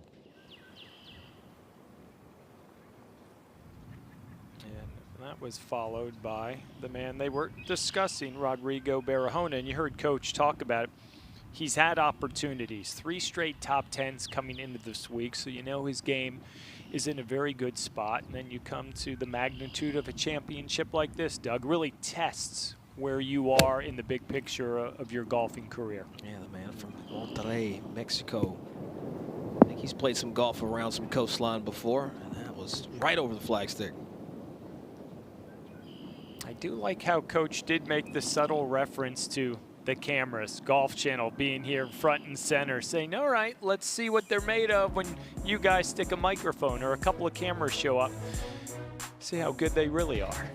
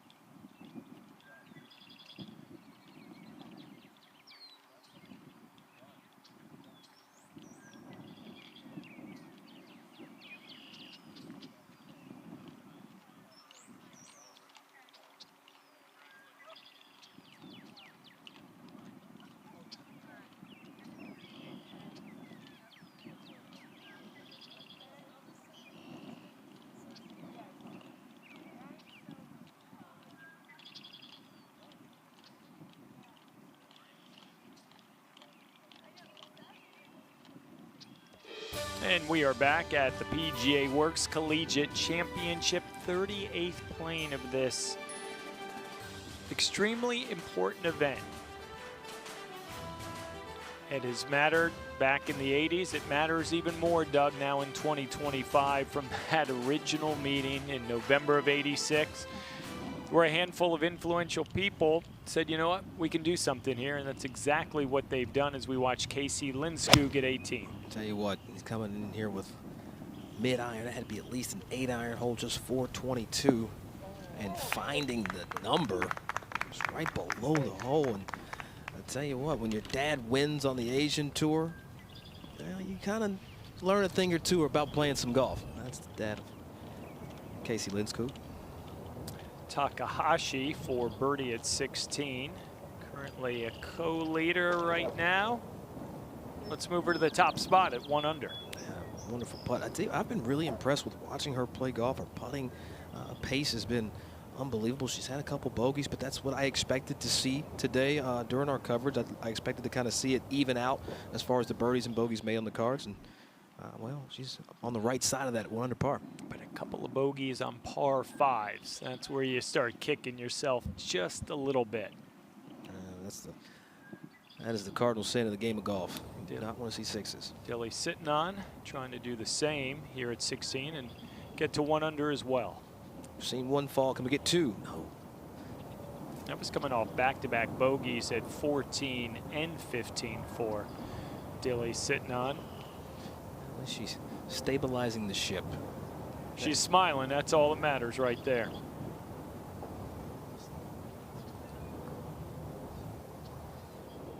Let's go to Tamor Malik at 17. We have seen a young man that is not afraid to be aggressive on the greens. Picks a line and goes. Yeah, the putts that we've seen him make, Burko, have gone in at holing pace, meaning if they would have missed, they'd gone about 18 to a foot and a half, or excuse me, 2 feet past the hole. This one's a little more delicate. You see, he's got that aimed 3 feet out, high side of the hole. Wow. Right across the face. Had to love that off the blade.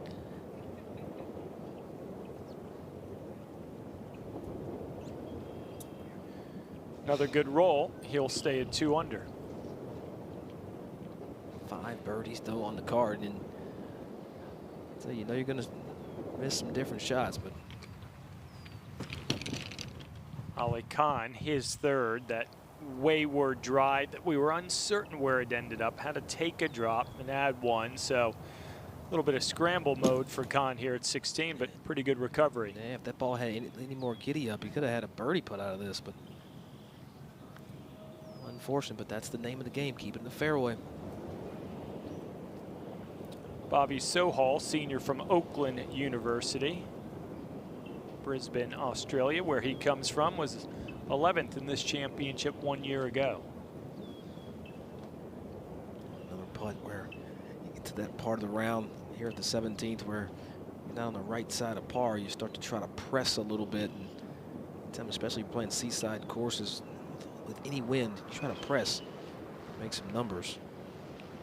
I think it was a few weeks ago at Pasatiempo when you and I were part of the broadcast team. Harry Takis from San Diego State, the freshman, that talented newcomer, also from Brisbane, Australia. They've got a little hotbed out there of talent. Sohal, 2-putt par. He'll head to the last as we once again send it back down to Amelia. Thank you, Burko. I'm here with the assistant coach for Eastern Kentucky, Evan Cox. You've been walking with your player, Dilly, sitting on the last 16 holes. What has it been like to walk Whistling Straits with one of your best players? Yeah, it's been really cool. She is top-notch all around. We love having her. And this place is just amazing. You know, it's like having a tournament out here for college kids is really special, and the opportunity is great for everybody. Dilly has finished runner-up in the last 2 PGA Works Collegiate Championships. What was the motivation like coming in here at Whistling Straits? And she's at the top of the leaderboard right now. Yeah. She this is one that she really wants. the preparation's always there for her. She's always ready to play. But when it comes to this event, like, she's wanted to win it last year at Sawgrass and came up just a little short. So I think she's ready to go this week. She's hanging in there today, but a couple hiccups on the back nine, but we're trying to finish strong here. What have the strengths been for Dilly's game? She's hit the tee shots well today. She kind of struggled in the practice rounds off the tee, and really, like, some of the layup shots on the par fives are a little odd for her. But like, off the tee, she's been solid today. Putting has been good. So all around today has been pretty solid. Have there been moments where you and Dilly just take in the view and being at such a historic place like Whistling Straits? Yeah, absolutely. Especially we played our practice round out here yesterday on the Straits course, and it's the first time for both of us being up here. I've never been here, neither has she, but it's just like, you know, you get some of these views and just the history of the golf course itself. It's really special. It's just really special to be here. Well, thanks for the time, Coach, and good luck to Dilly the rest of the way. Thank you. Absolutely. That was the tee shot of Miyu Takahashi, leading by 1 and in good position to maybe make another birdie at 17. Let's go ahead to the last. Casey Lindskog saw that wonderful approach. Just gonna give it a little pace, get out of here with a birdie, try to get back to 3 over, but he'll post right there at 76 in this opening round.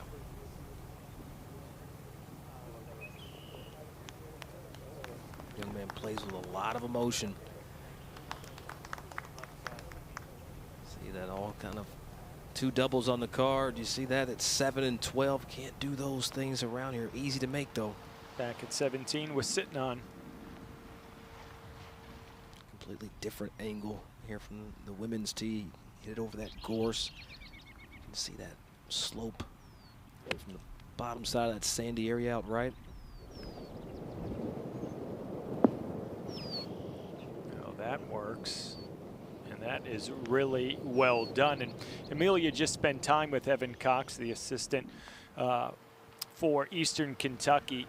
Evan's a pretty good player in his own right. Go back to 2016. He was part of the Division III National Championship team, a member of that Virginia Wesleyan squad. Third member of this group we're watching at 17, Mohia Mansbendel, sophomore from Kaiser University in Florida. From New Caledonia and looking to improve on a 12th place finish a year ago. Now you see that wind just helping off the left. Be very aggressive with this whole location and with pitch and wedges. Oh, that's just well executed. Putting up the hill. Wonderful play. I was surprised to see all of them right in the mix in that individual race for the women. Let's go to Jacob Holloway at 13. Second shot on the way. Tell you what, sawed that finish off, wrapped it around that left pocket, and man, that was a perfect way to hit that shot. Flight it down. See how downhill that shot is. Negotiated the wind and the elevation change. Got to be committed. Need to be confident, and as you said earlier, some good fortune when you're trying to judge some elevation, the wind, and everything that is part of the equation. I call it pre-acceptance. You also have to accept before you hit the shot that this might fly on me, this might come up short. You gotta pre-accept it and then execute. Let's head over to 16. Ali Khan, short of the green here at the par 5, getting ready for his 4. See if he can get up and down and stay at 3 under. Yeah, those unfortunate circumstances, having to take a drop. You can make a penalty stroke and still make a par, but you know, he's giving himself a tough look. But no pictures on the scorecard if he can get it to go. So Khan with a chance to save his par at 16. Can he do it? We will find out when we come back to Whistling Straits in day 1 of the PGA Works Collegiate Championship.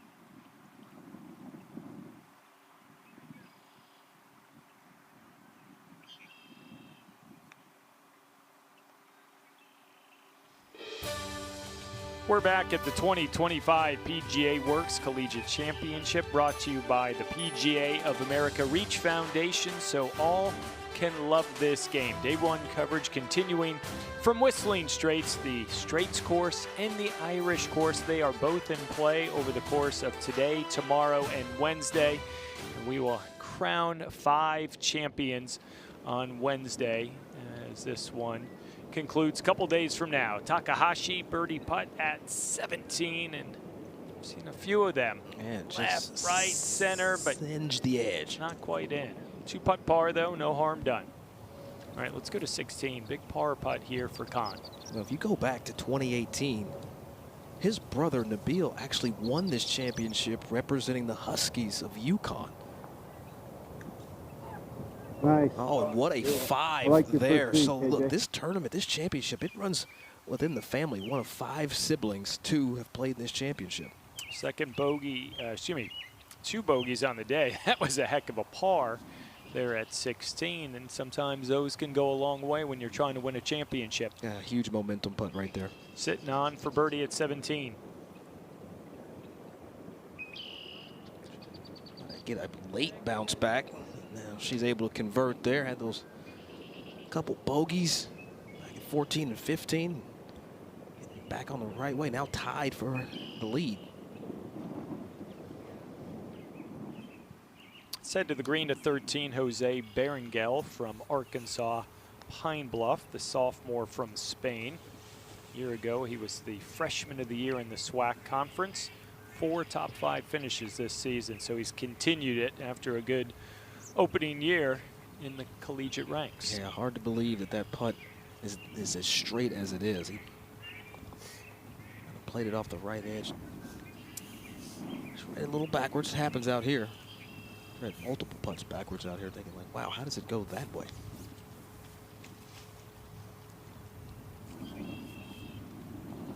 Yeah, the big question, though, Steve, today is, can you limit bogeys? I mean, that's really every championship you play in, but especially out here, it's definitely a race for par.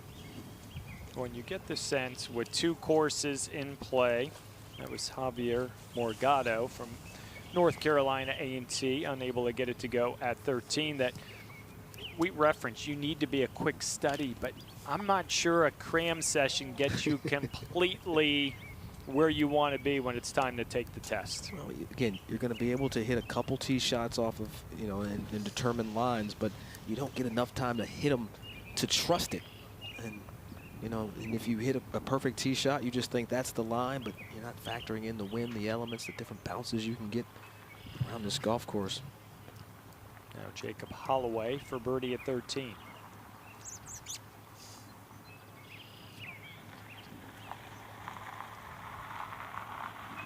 They're riding high, coming in here, playing some great golf.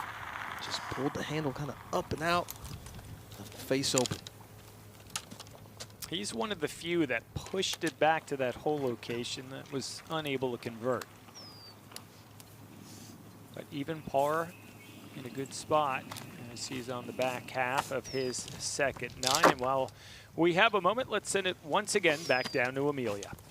Burko, I'm here with head coach of Utah Tech, Brad Sutterfield. Brad, your player KJ Offenhowe on the 17th tee right now, a couple under par in his round. What's it been like playing Whistling Straits and following him today? Well, what a treat. I mean, this place has got so much history with all the major championships. Just a great privilege for us to be here and be a part of this. It's amazing. Course is just unreal. KJ has a lot of golf history in his family. Mom played golf at BYU. His cousin, Tony Finau. What has it been like for him to have those kinds of players to lean on in his game? Well, I mean, big time to be able to have that family lineage and be able to play with Tony a lot and learn from him. So it's just what a blessing for him to be able to do it. Have there been any phone conversations or memories that KJ's brought up that have been pivotal for him to develop in golf? Yeah, I mean, he talks a lot about playing with Tony, you know, and over the summer times they play up in Park City and up in Utah. And so he's learned a lot from Tony just by being around him and all the course management stuff and just how to handle yourself in certain situations. So we're starting to see that come out with KJ. He's still pretty young. He's a sophomore. He'll be a junior. So it's fun to see the progression and learning the game as you go, and being able to be around Tony a lot has really helped him. Well, thank you so much for the time, Coach. Good luck to KJ the rest of the week. Thank you.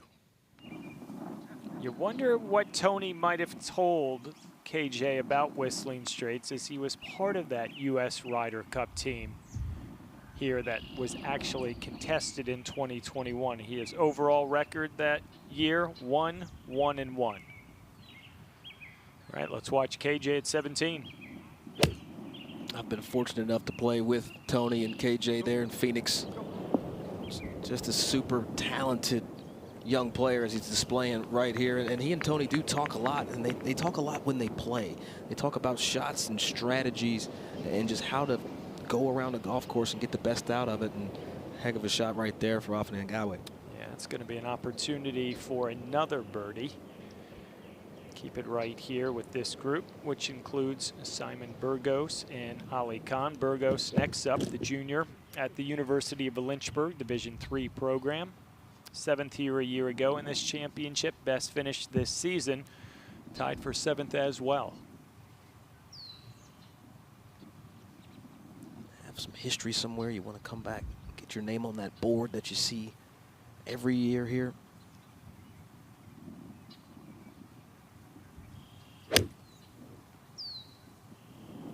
Good looking golf swing. Man, very good. Not a high flighted shot at all. Only 93 feet in apex height. So just knocked that one down, downwind. Didn't have any chase on it at all.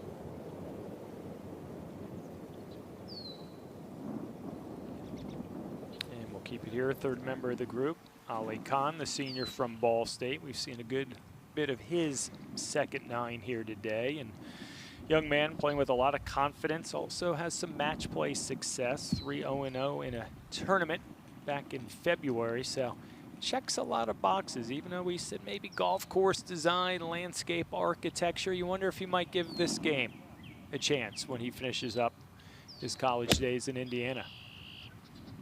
Got this one just going a little too far left, maybe. Oh, and that's going to be down near the shoreline. I got down there. That's some 20 feet below the surface of the green. Left side of the screen, Burko. All right, let's go to 18. This is Taimur Malik. Going to be an awkward second. You're 100% sure?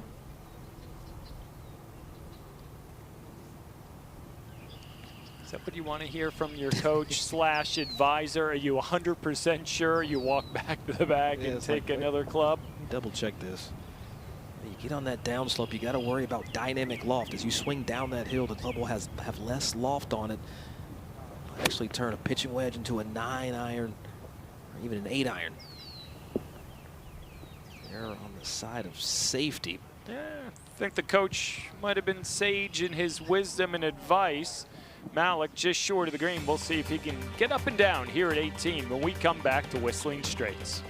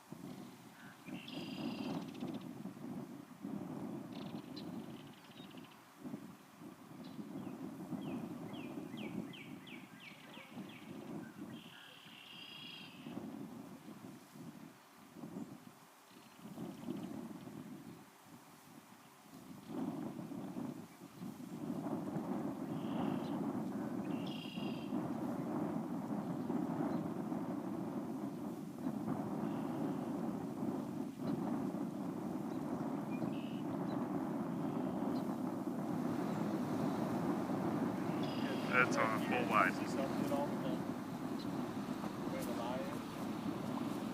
What? Pins right in line with you. Okay. Yeah, it's fine.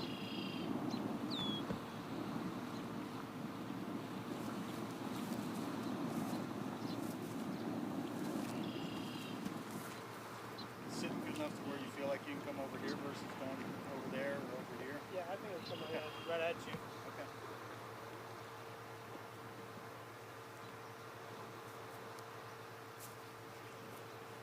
Get it soft enough where I can catch it and you're getting it up and down.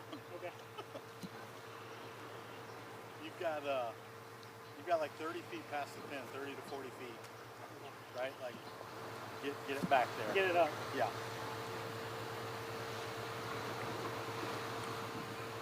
Your total distance, though, is probably 25. So you don't have to power it, right?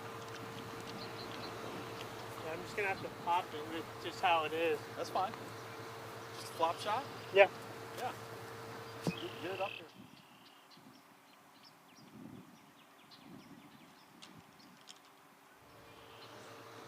Ali Khan getting ready for his second at 17.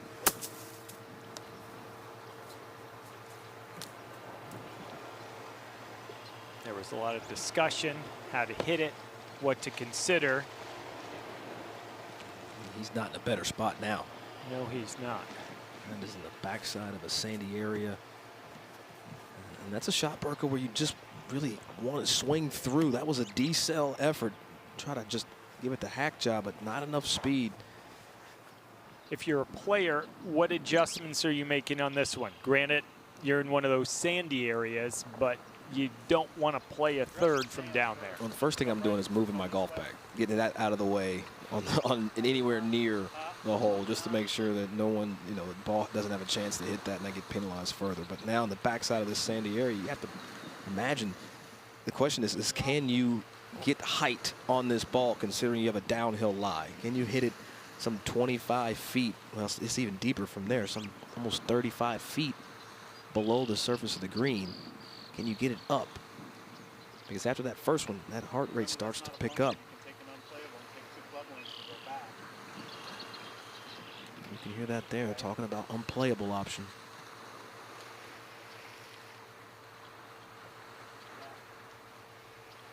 And you can see those shore flies that are hanging around there off of Lake Michigan. They don't bite. Maybe more of a nuisance. They hatch around Mother's Day and they stick around for a few weeks. So a limited window at Whistling Straits, but in case you're watching from that vantage point, the thousands of shore flies. Well, this is going to take a lot of conversation for Khan. And that's going to take a lot of time as well. So we head up to 18 to watch Tamor Malik. Not the fastest putt on the property. One of the few putts all the way up the hill the whole entire way. And it's not easy to hit it hard enough. Malik falling victim to just that.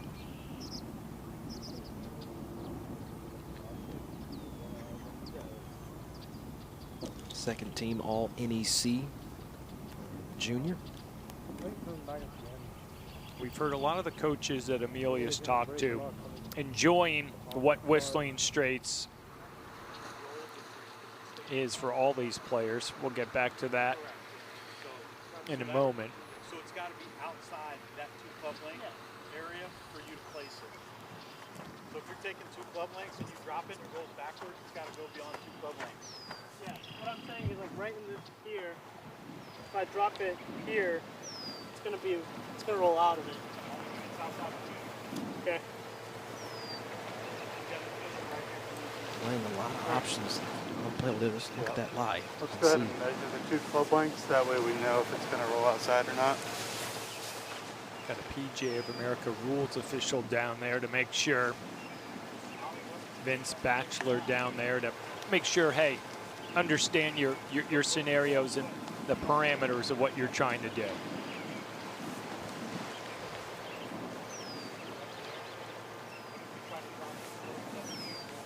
Amazing to think that Yeah. takes this ruling. His 4th shot.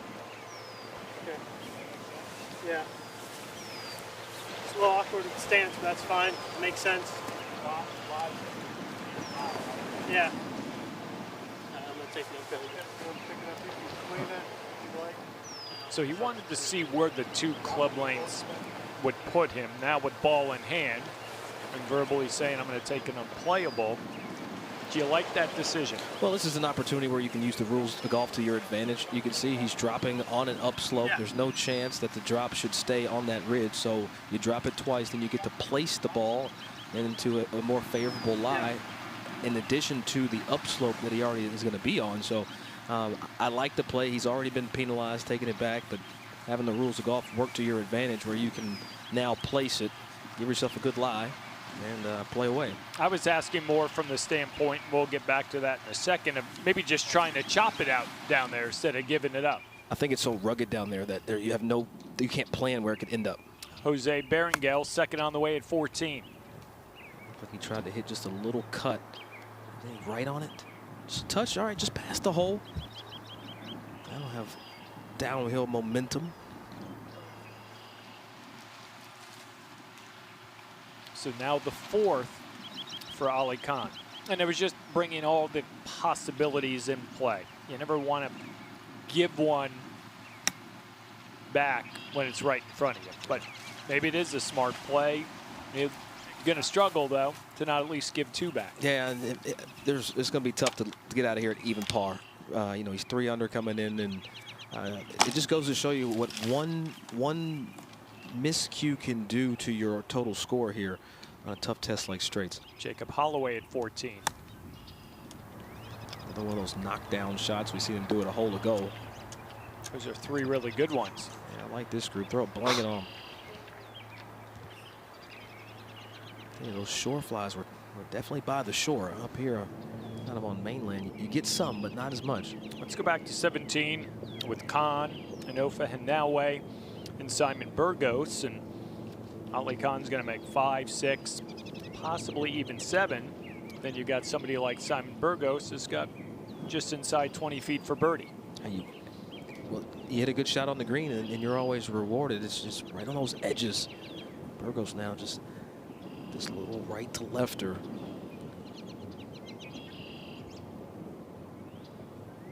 A good stroke on it.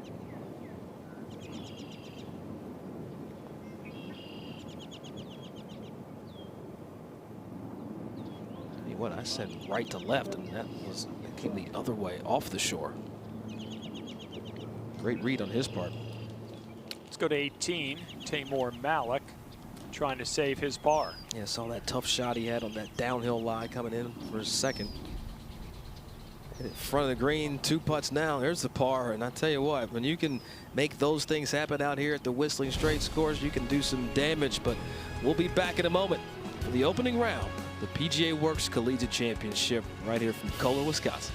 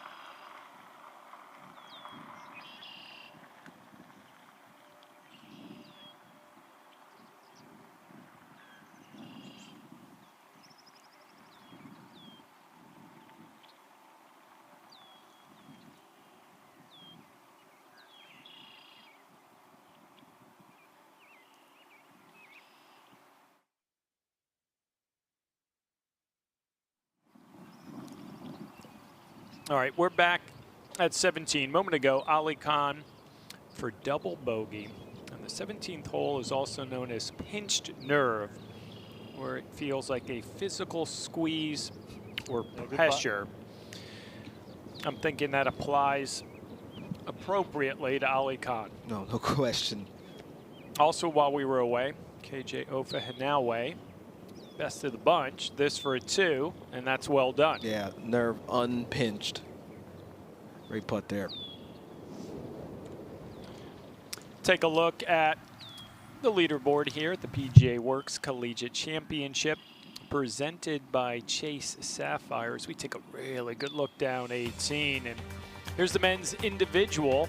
Zubov in hours ago, 5 under, 67 bogey free, but you see Ofahenaway right there, and Ali Khan still in the mix, even though he just made 6 there at the par 3 17. Yeah, came into the hole 3 under par, made 6 back to even par, but he's not out of the championship at all. He's still in a very, very good spot.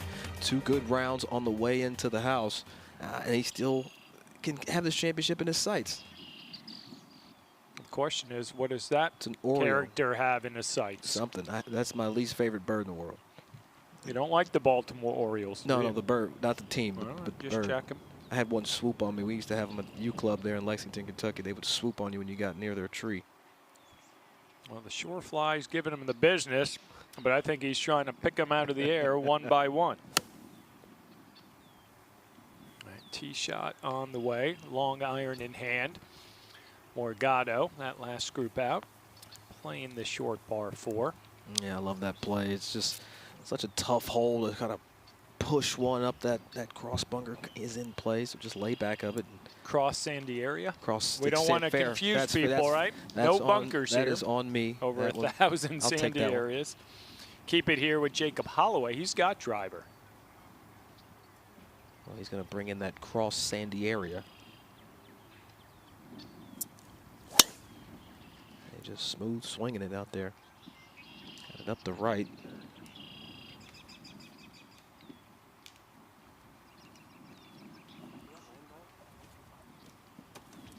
To be determined. Yeah, I'll tell you what, it was a relatively quick tee grab. I think he pushed it. Maybe right clear of all of it. Yeah, possibility. Just down by that little edge, he's fine. All right, let's go up to 18. Miyu Takahashi, her second, a co-leader at 1 under. Yeah, got to be careful. Ball well below her feet. Can lose this easily, but have to play it. She played it. Oh, and almost paid it off. What a shot there by Miyu.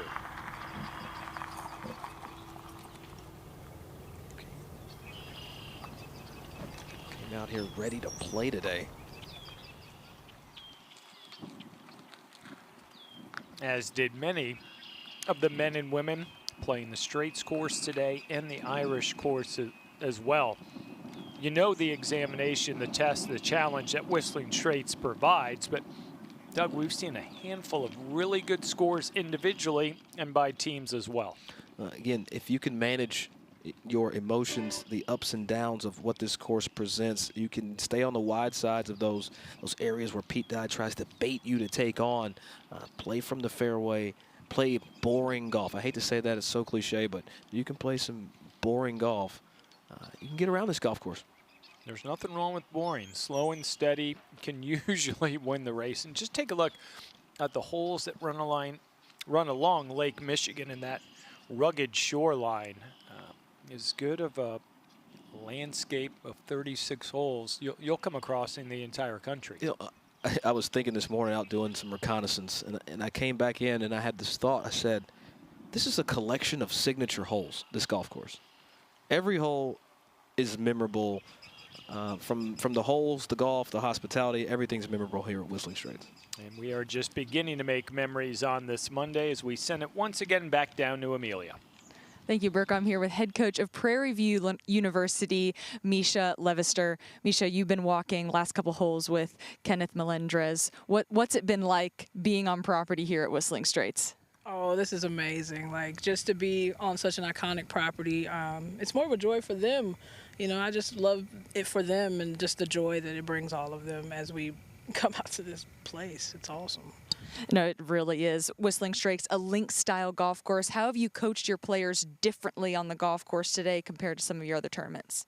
They really got to battle the wind and make sure that they're flighting their irons and flighting their wedges, but they really have to be committed to their process because if you're out of position on this golf course, it can be brutal. So, you know, we want to make sure we're managing our games and managing our expectations and continuing to have that fight in us so we can try to get the job done. As Kenneth is walking to the 17th tee, how would you describe him as a player? Mellow, like he's, you know, mellow Melendrez, like he very even-keeled, very polite. We love that, but I mean, he hits it a long way, and you know, he's a battler. So, you know, I love a fighter as they come into my program. You know, you got to have a fighter, you got to be a dog to come play for us. So he's still battling. It's his first year in Division I, so he's fighting, and I'm proud of him for that every day, all day. Well, being mellow and being a fighter is a great combination to play some really good golf. You have one of your players, TJ, who's a junior at Prairie View, as your assistant coach this week. What has that been like for him to get this other side of viewing of golf? TJ's been a big part of the program for 2.5 years now, so just to bring him out here and be able to see this level of golf, and for him to have that hunger going to his senior year, you know, not necessarily assistant coach, but he's definitely out here trying to make sure that we're moving in the right direction. But, you know, he's done an amazing job to be the morale booster, I mean, on the Irish course as I'm over here on the Straits. So, you know, just to give them those kind of experiences, TJ's a great kid, and I think he deserves everything in the world.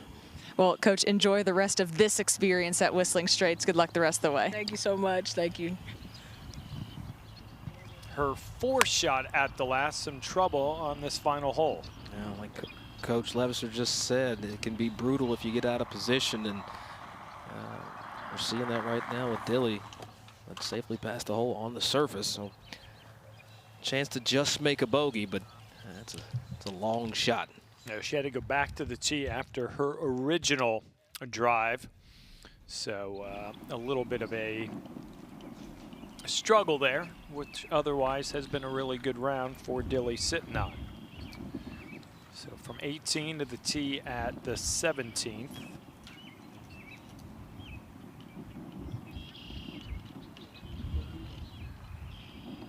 It seems like it's calm there, but we know it isn't, Doug. Yeah, it's not calm at all, and it's kind of down here on the surface. It's relatively calm, but once you get up 30, 40 feet, that's where all that breeze is coming off Lake Michigan. All right, this is Juan Melita from Arkansas Pine Bluff. And if you're new to watching college golf, virtually every event, 5 players go out, top 4 scores count. So if you look there, Jonathan Bauman would currently be a non-counting score. So quick math, 5 over par for 4 counting scores for Pine Bluff. Really good start to get things going. Yeah, it's good for an 8-shot lead right now over Southern, and Southern's actually in the house. Finding that surface is pivotal. You cannot hit it left here. 3 wins this season for Arkansas Pine Bluff.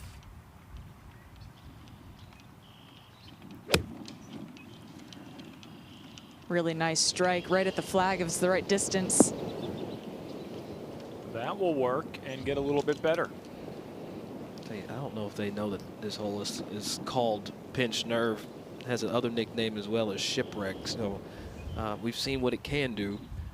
And that was a great flighted shot there on this hole. And Amelia, does this call for a flighted shot today? I mean, it doesn't look like the wind's up right now.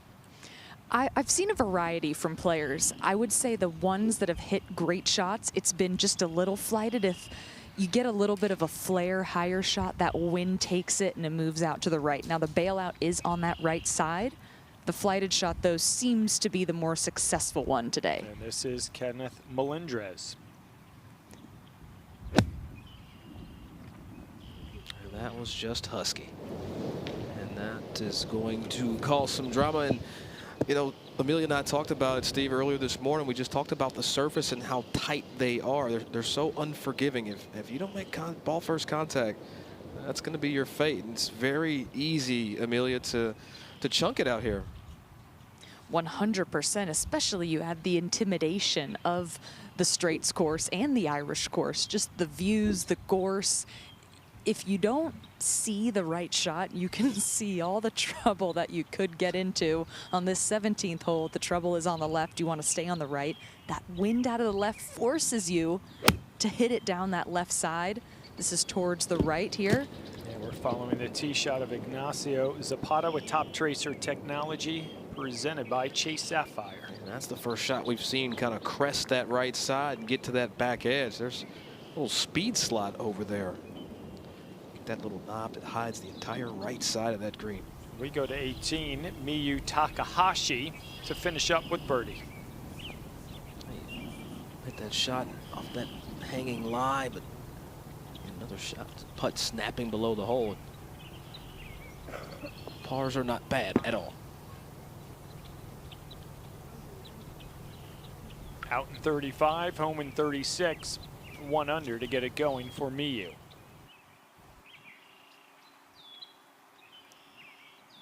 She's going to leave with at least a 2-shot lead once it's all said and done.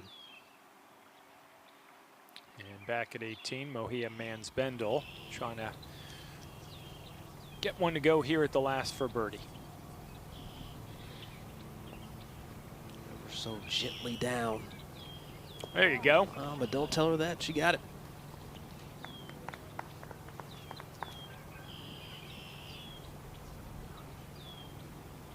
Couple over to get things going. Now sitting on. Be a heck of a 5 if she could make it. Got to cross your fingers, but you saw what happened to Kahn. Needs to settle now because you don't want that no. 4-footer for double. She's got it. We'll have to see how she negotiates this. She's going to have to calm herself down. Tied for the lead at the moment, but it won't stay like that for much longer. Amelia talked to the assistant at Eastern Kentucky short time ago. Runner-up the last 2 years has been Dilly sitting on. He emphasized how important this was to her.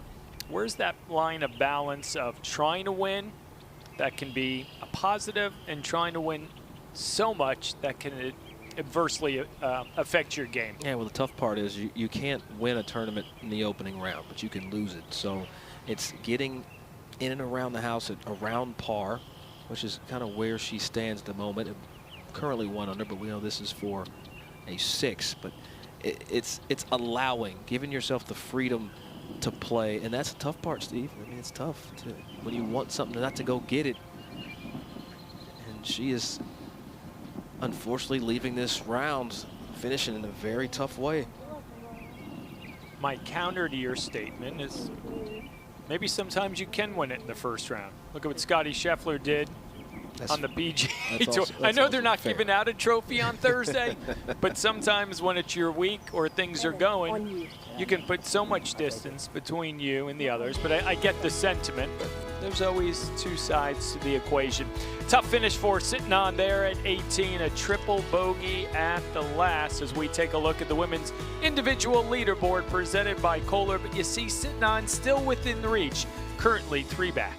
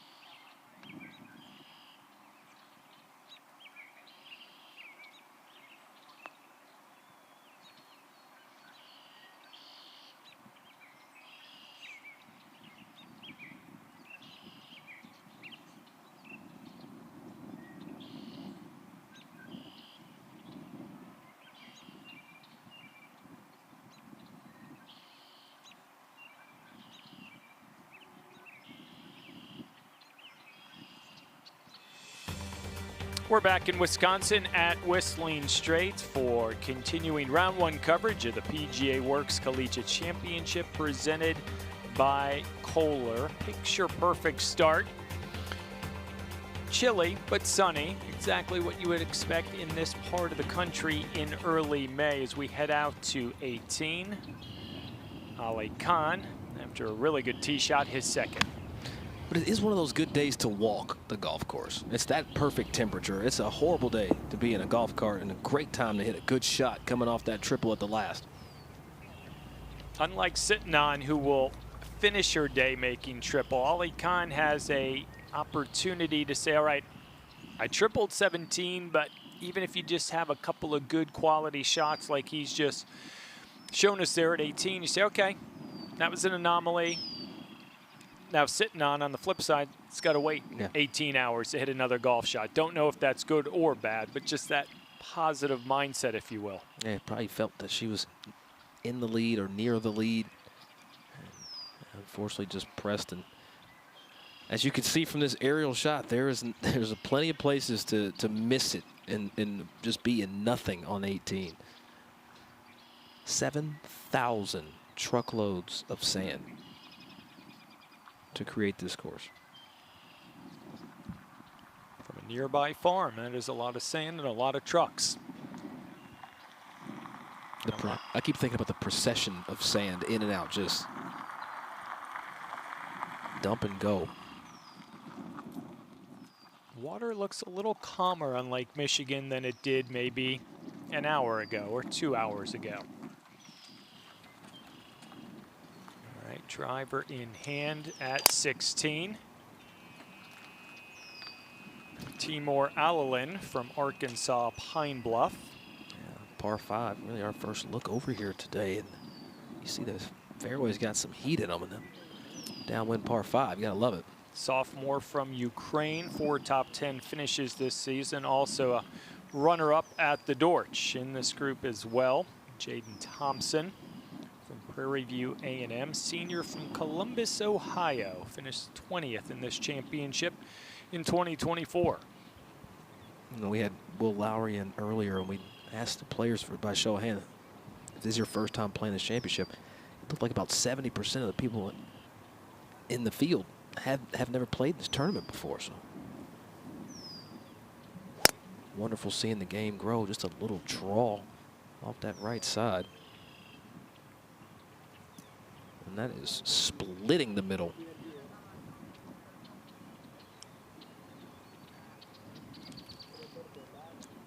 Five divisions in play this week at Whistling Straits.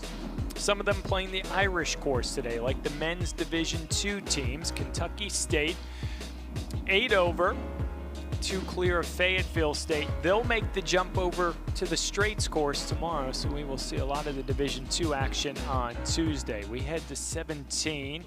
Jonathan Bauman's tee shot needs a kick, didn't quite get it. Again, that wind looking like it's starting to change direction just a little bit. This had been straight down. A little tick off the right. Now it's coming across. You said it's part of a guessing game, and it always keeps you guessing. I feel like this whole golf course keeps you guessing. I had a chance to get out on the front 9. And Amelia, you talk about the guesswork and how to manage this wind around here. From your estimation, how do you go through the calculation here at 17 to get the number right? Well, it's difficult, especially if you're starting to second guess yourself. The wind right now is blowing pretty steadily out of the left. I would say it's more cross than down right now, so certainly a bit of a wind shift this morning. It was more down. That changes the way you select your club. Still want to make sure you leave this short of the flag, where Bauman left it front portion of the green way better than being in the back portion where you got to putt up and over a tier. 155 yards for the men. I'd say it's more playing like a 145 shot with the downhill, little down breeze. All right, there's the adjusted number.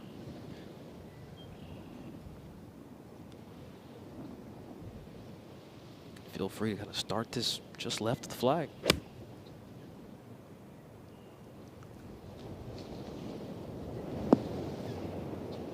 Nope, started just left and ended just right. Man, Signature hole taking a peppering today. I've been very impressed with how the players have been able to land their balls softly on the green. Even though it's just 155 yards, the greens can get so firm out here on the Straits course. So the ball and control from the players has been really great today.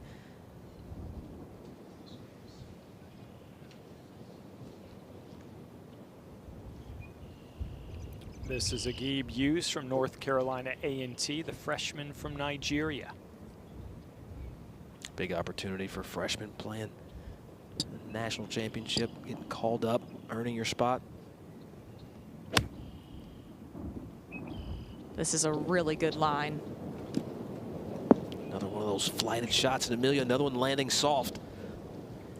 It's just really impressive what these players can do. The younger and younger they get, seems like the better they do. Well, they're fearless, naive in a good way, no scar tissue. They see it and they go as we head to 18 with Simon Burgos. Yeah, finished tie for 15th there at the Jekyll Island Collegiate back in March. So it's kind of had a mixed bag of a season, but right now, 2 over par, not the worst place to be. Get one more. Really nice evening. Someone wanted that one to go. All right, back at 16, that's Gage Gallo from Prairie View A&M. A little bold with that birdie effort. We'll see how these players continue to be patient as this round starts to head into the house.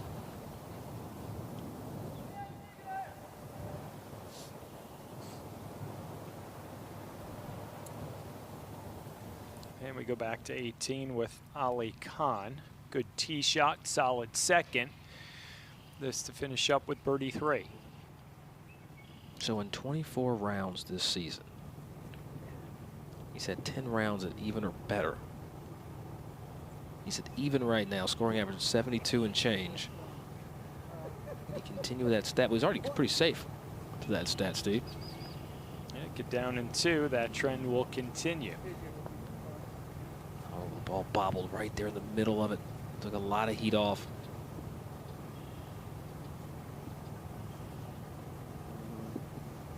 Trying to be like his big brother, Nabil, who won this championship in 2018, representing the Huskies of UConn.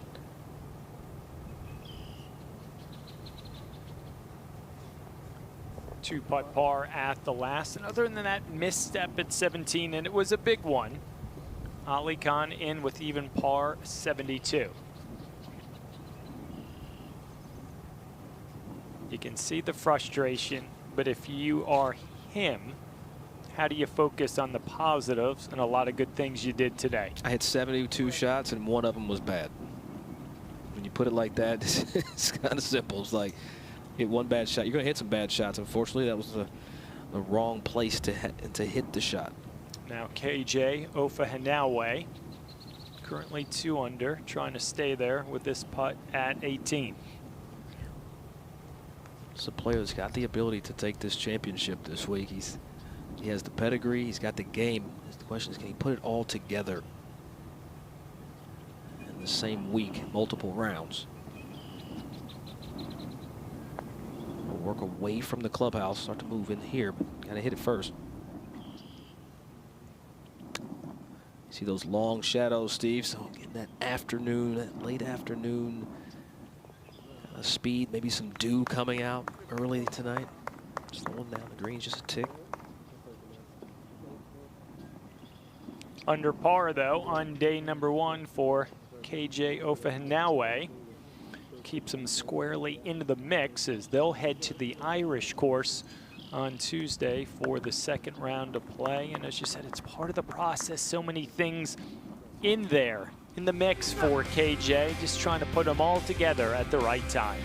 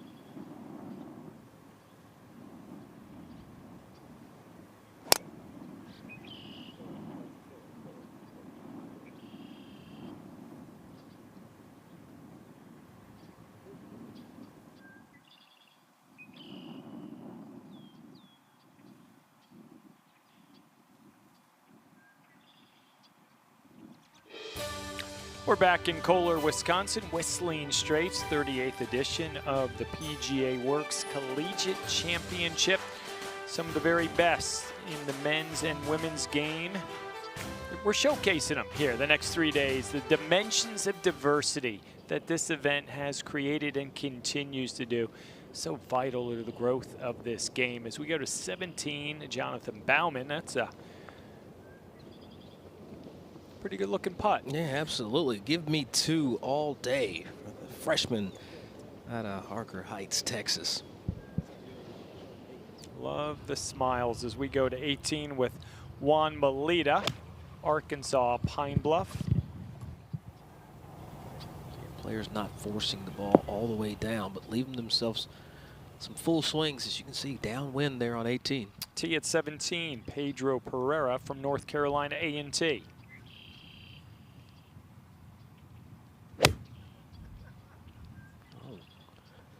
Working this off the right. Gave it a little club twirl, and rightfully so.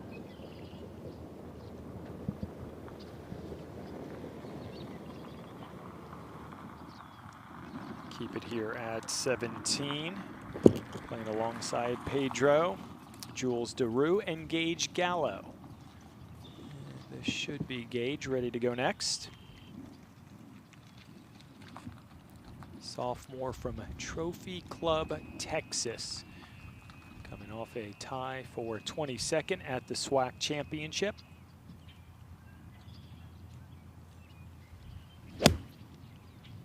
He's got this one on that left edge. Going to tightrope over there. And down she goes. Steve, we've seen a lot of players, well, the players that we've seen just struggle from down there, just trying to get the ball elevated enough. Yeah, unfortunately for many down there, they've had multiple opportunities to get it up on the green. Third member of the group, Jules Deroux from Arkansas Pine Bluff.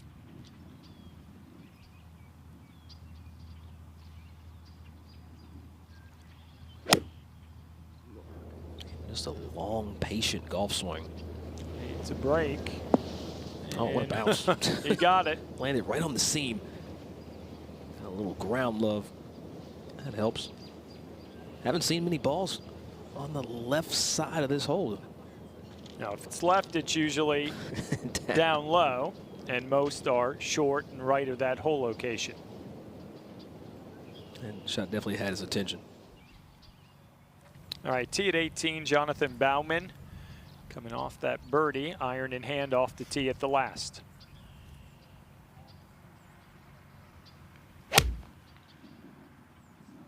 See that tracer players just laying back, making sure they find the widest part of this fairway.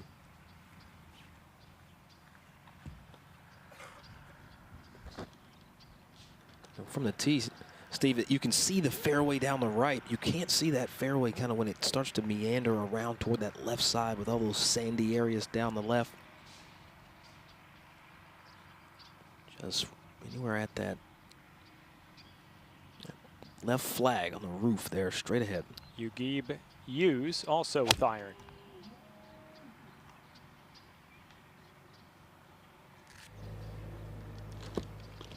I'm not walking that way.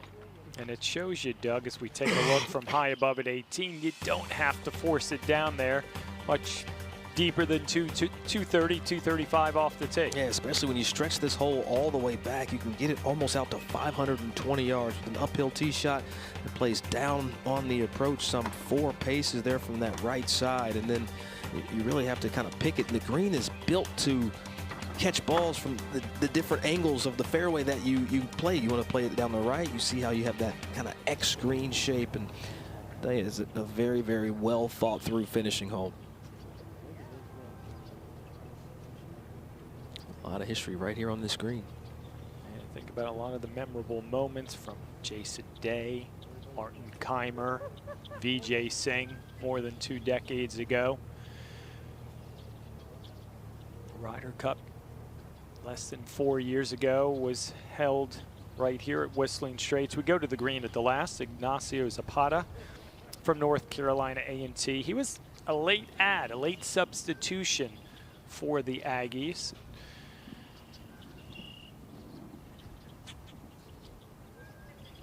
What I'm intrigued, Doug, is we're watching the men and women finish up today here on the Straits course. They head to the Irish course tomorrow, then back here in 2 days for the final round. What additional information, if you're one of those in the field this week, would you be gathering that maybe you didn't get in a practice round that can serve you well on Wednesday? Well, number one, I'd be watching our coverage when it re-airs later this evening, making sure that I take every little nugget that I could get from just seeing how the balls bounce, where the hole locations may be, especially down this closing stretch. That's the first thing I do. And, you know, there's a lot of friends in this field. You know, talk to one of your mates from a different university. It's legal. You know, once you're back at the hotel, you can't talk about it during your play, but you can talk about how this played or the line that you took versus the line that they took in the practice round. You have to use everything that you have to your advantage, not be afraid to ask. Now Juan Melita up next for Arkansas Pine Bluff, who as a team in men's Division I leading the way, currently a 7-shot advantage. Melita trying to make it 8. Just beyond. And everything from this angle works its way away from the clubhouse.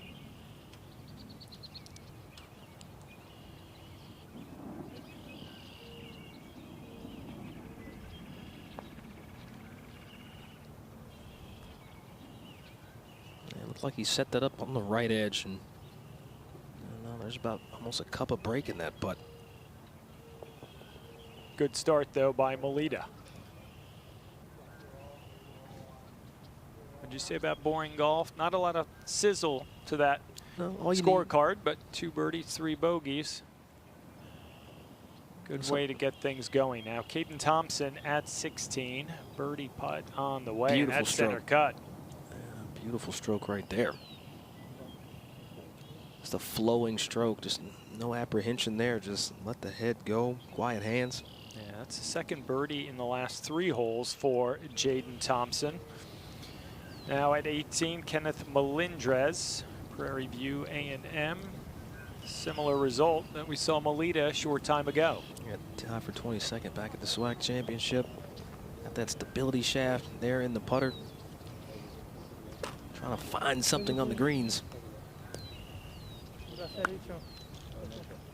And while we have a moment, let's send it back down to Amelia. Thank you, Virko. Head coach of North Carolina A&T State, Scooter Clark, and myself are bundled up here at Whistling Straits. Coach, what has this experience been for your players who are stepping on this historic property for the very first time? Oh, it's a once-in-a-lifetime experience. I said it to them this morning when we got to the golf course. I said, just enjoy the moment. It's something that they'll remember for the rest of their lives. And beyond the golf and the experience of being here, it's about the relationships that they're going to have. You know, we're in our 38th year of this championship, and honestly, I've got relationships that span those 38 years that were founded within this championship. So definitely a special place. It's a little cold. Supposed to warm up, but yeah, it's been great.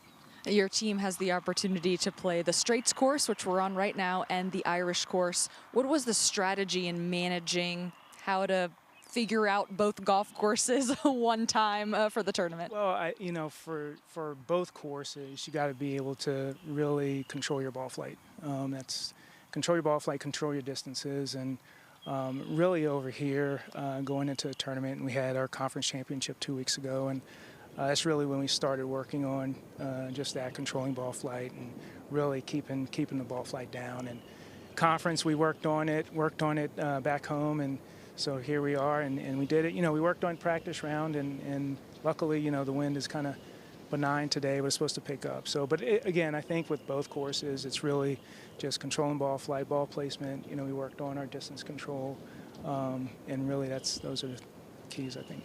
On a link-style golf course, ball flight is one of the most important attributes. You have a young team as well, 4 freshmen and a sophomore. What has been the development like for your team this season? 5 freshmen and 5 freshmen and a sophomore, and it's been a growth process. And you know, we've had our ups and downs, and really the thing that we focused on is just kind of getting them acclimated to the process, the transition of being, you know, a college student athlete, balancing schoolwork, workouts, practice, tournament schedule.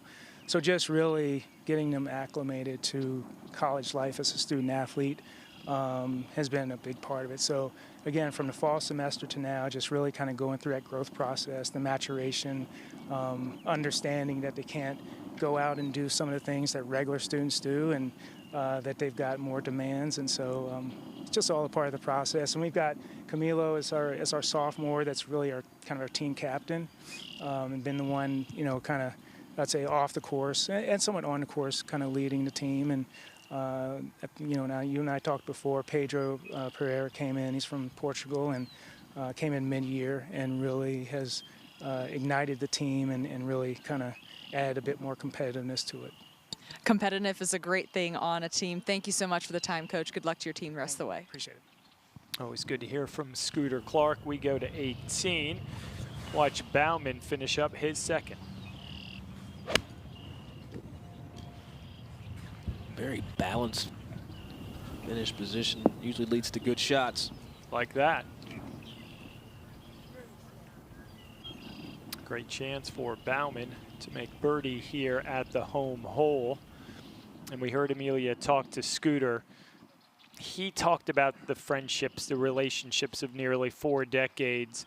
What has he meant to you? I know you guys have spent a lot of time through the years. Well, Scooter was, when I was at Florida A&M, he was the head coach at Bethune-Cookman. And so he's one of those coaches that really helped Willie Mack out to get to the level that we've seen Willie Mack III play at. But when he took the role as a PGA professional in this championship to help me be a part of it in some small way, you know, I owe Scooter a lot. He's always thought to include me in all things regarding this championship. That's the tee shot by Jaden Thompson at 17, and how good is that?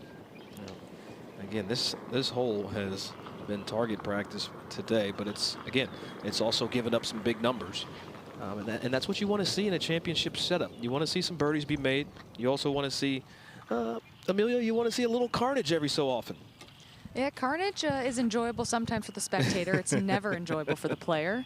When people ask me if I get bored of boring golf, I say never. Boring golf is always great. The wind has very much died down right now. What an advantage for the players. They really need to make sure they capitalize on this benign conditions. It will not be that way the next couple of days. This is Timur Alalin from Arkansas Pine Bluff. What a great shot just left of the flag. Oh, and unfortunate, didn't grab on that second hop, kept it low and drove it through. And I tell you, Amelia, that pitched some 30 feet. Just shows how important your landing spots are with the undulation in the greens. Doug, you also mentioned just the impact that Coach Scooter Clark has had on you and Willie Mack, other players. Your college experience is so dependent on your coach, the way they create team cohesion, what they say to you when you're playing poorly, when you're doing well. Your words are very important, especially coming from a coach who has that leadership position. And you just talked to Scooter about this young man, Camilo Marin from North Carolina A&T. A player who is the team captain. Definitely you put an extra responsibility on yourself when you have that label. Starting just left the flag and drawing. That needs to be careful. Oh, okay. Fortunate. Very fortunate. But you take it. You try to get up and down, make your 3, because if you're about 5 feet more to the left, you see Lake Michigan down there, and it's a big climb up to that green.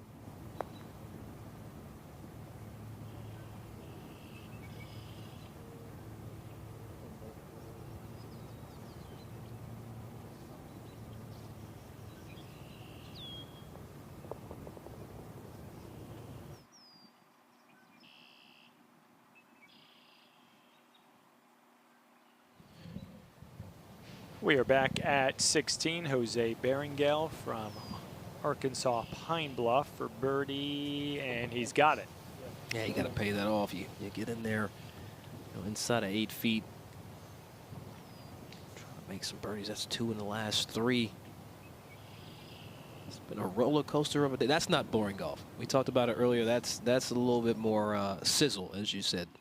Still equals even par to this point for Beringale.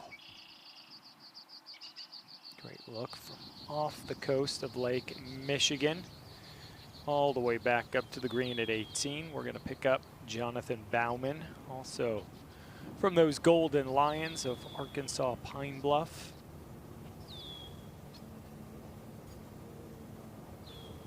I was talking to Coach Mike Rice coming in this championship, just talking about Florida A&M getting a chance to win the SWAC championship, playing the NCAA regional, and he spoke so highly of this Arkansas Pine Bluff golf team. He said they would be the team to look out for this week and keep an eye on.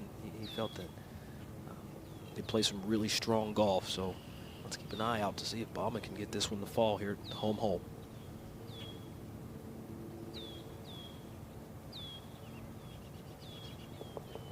Solid, the lead now 9 for Arkansas Pine Bluff. Good way to finish. Birdie on the last 2. That's strong. Signature hole there at 17. And speaking of the 17, Timur Alalin for Arkansas Pine Bluff. Did they get another?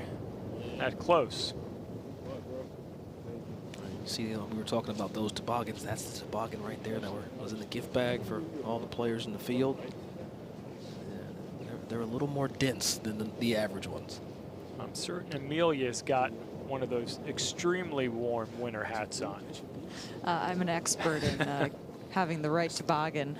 Brought multiple with me, and it will be on all week. Great look there. We've shown many players miss the green left. That gives a really good vantage point of just how far below the putting surface it is, Doug. You're just looking up to nowhere. You know, it goes back to even show how that shot from Jordan Spieth was so remarkable. But then you see, Ali Khan and how, he attempted to get out and just didn't work out to his advantage, and ultimately had to play it unplayable from a sandy area and made triple. But those numbers are out here on every corner with every swing. Kiera Ho earlier in the day in the same spot. Yeah, I mean, she took a couple to try to get up there because it's so dense. The grass is down that low area, that beachy fescue is so thick. Now Jaden Thompson for birdie. Can definitely give this one some acceleration, putting back up the hill. Doesn't break a ton to the right, can keep this inside the hole.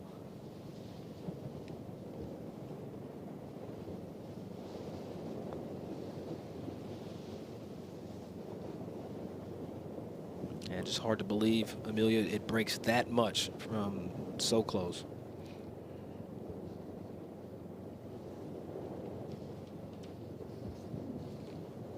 All right, 2-putt par for Thompson, now to 18. Getting ready to watch Pedro Pereira with his second. He left himself back, and look there, that's probably an 8-iron in there in his hand, just from the length we can see, and it's a comfortable number. Just a little draw off the right side.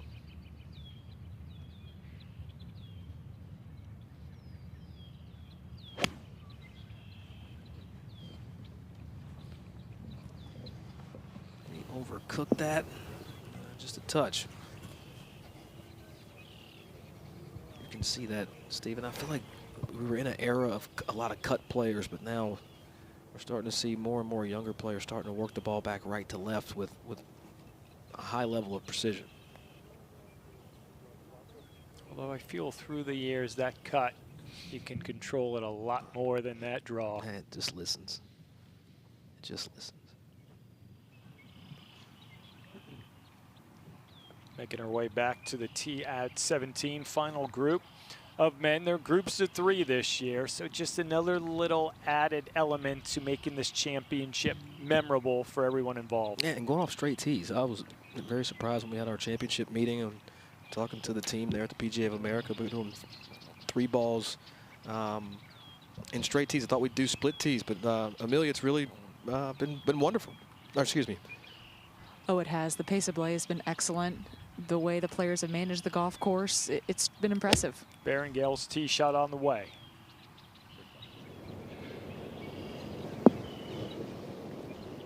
There's something just past this flagstick. I know that back half kind of pitches down, but it's like if you landed 10 feet short, it's fine and checks up near the hole. But if you landed 10 feet by, it's just gone. There's a good look at those shore flies we were discussing earlier today. They don't bite, more of a nuisance, only around for a few weeks in early May. Well, tough to stick around for those things if the wind's blowing 20, though. They might not be around too much as this championship progresses. Now Javier Morgado, North Carolina A&T. Can get a bounce from over there. We got a straight one, though. A little clicky there on that shot. I just picked it right off the tee there. Just south of hole high, but right across that little spine.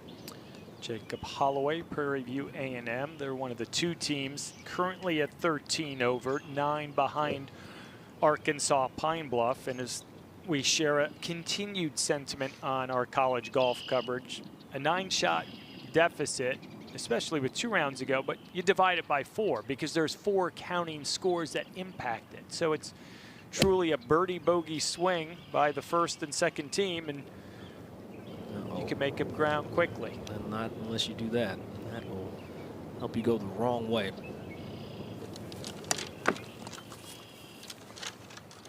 Just comes in so quickly down that left side, and all that quarry rock there, that was also had to be brought in to build that kind of retainer wall. From the green at 17 to the tee at 18, a hole named Diabolical, and that par would be an excellent target score, Amelia. It sure would. Driver gets through the fairway here, so this players will go with less than driver.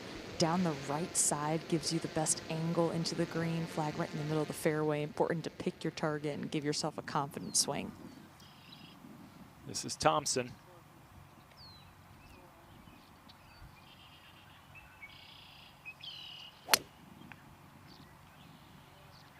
That is aggressive down that left side.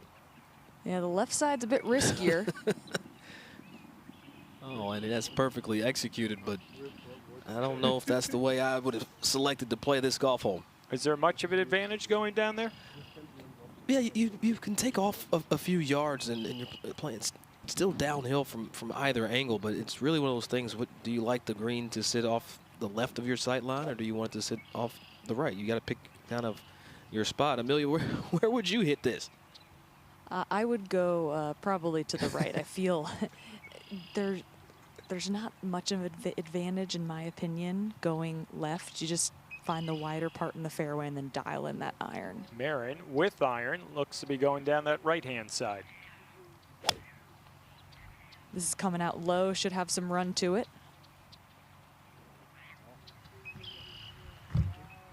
Uh-oh. It's going to be 50-50 right inside that line of fescue, those eyelashes.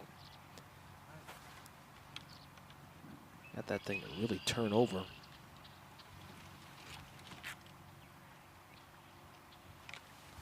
I like Amelia's play, though. Just hit it down the right. Yeah, that's a sliver. You can see it right there. That left little landing area doesn't look overly appealing here at the 18.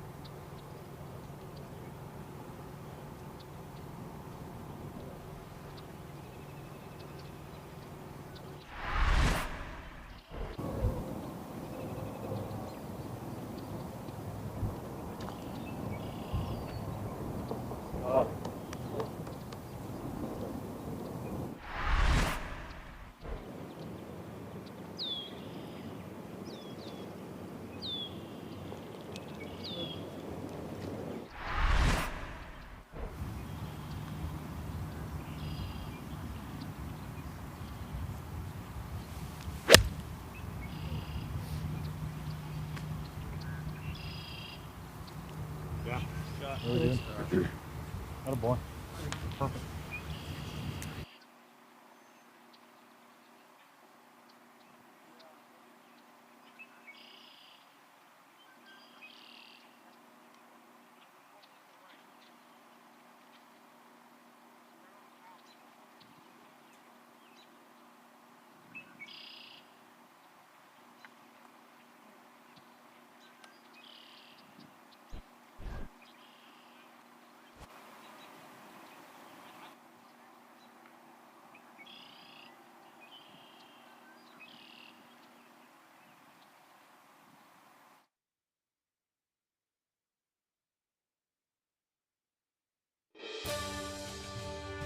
Today's coverage of the PGA Works Collegiate Championship is brought to you by Kohler, helping people live gracious, healthy, and sustainable lives. And by Chase Sapphire, upgrade your travel and dining experiences with Chase Sapphire.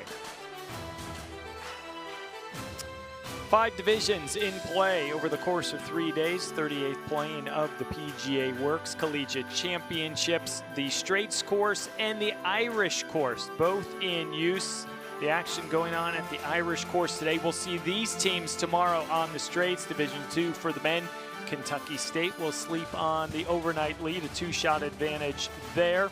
And then for the women's team, they're wrapping up as we're wrapping up on the Straits. North Carolina A&T, Howard back and forth battle. Both those two tied at the top, 7 clear of Prairie View A&M. We go to the green at 17. Jose Berenguel, long birdie putt. Yeah, this is just a speed putt, something you're trying to get inside that circle of love, and done that nicely, and just a par.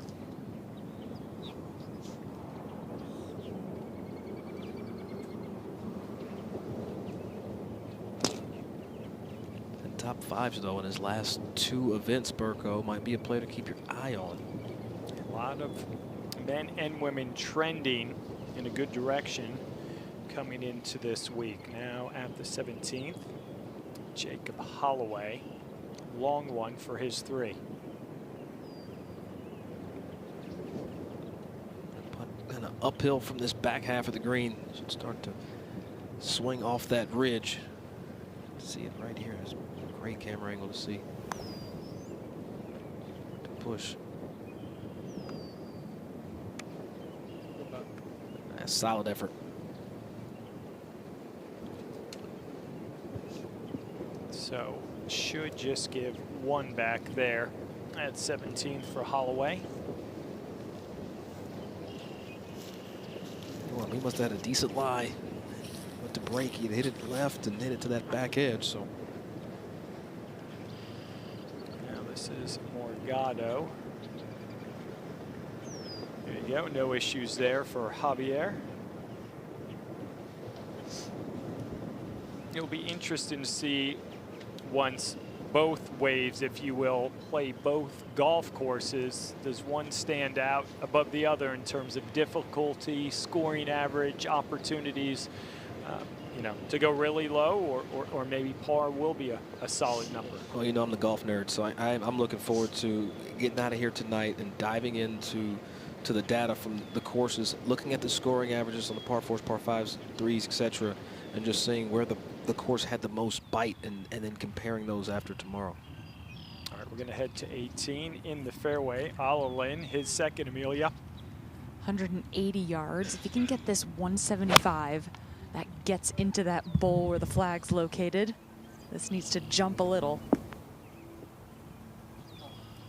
Did exactly what you said it needed to do and just stayed on the top side. Missed that little bit of a ridge, but downhill putt upcoming. Well, the most difficult shot for Camilo Martin with this ball inches from the penalty area is just swinging confidently through impact. His stance is going to be fine, just with given how close his ball is to the cliff, being able to hit down on it enough without feeling like you're a little tentative on it. 156.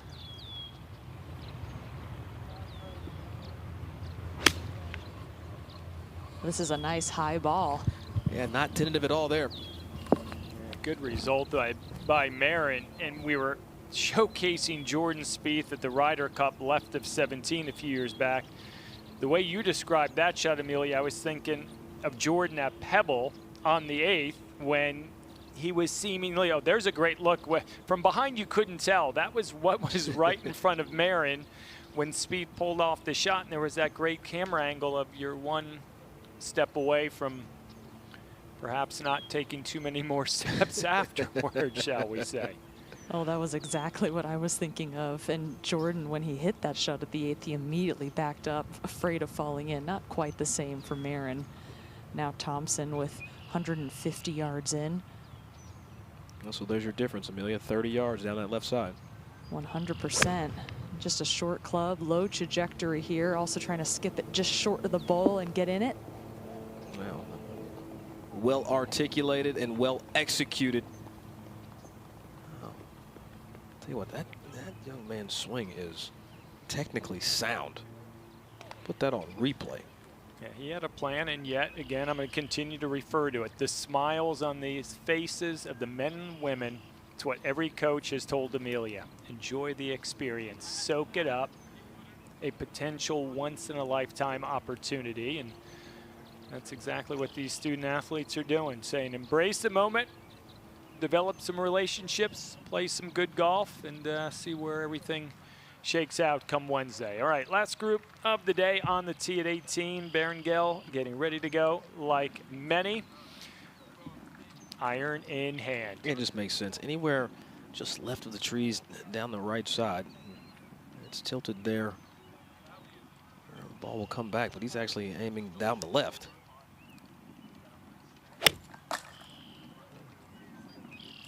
Look, this has some scoot. This one might split that center. Yeah, it does. Look at that. I understand how much less the approach is in, but it's such a stressful shot. Trying to hit it down that little sliver of fairway. I mean, it's only some 18 yards wide, not even. Now Morgado next to go. No tee required. Threw it down on the deck and said, let's play. Sometimes you can get a little more ball speed off the tee, but you can get a little more spin. But this is straight downwind. Downwind, spin is your friend if you hit it high enough, but get something to chase out the same way we just saw.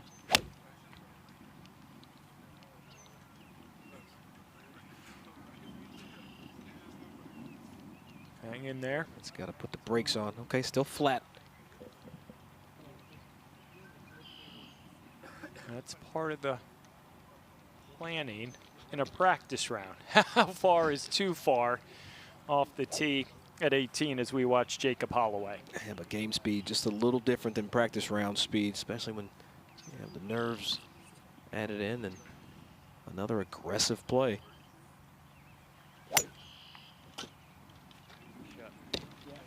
Likes it. That's got to sit on that line of the shelf, but no, plenty of spin. That's fine.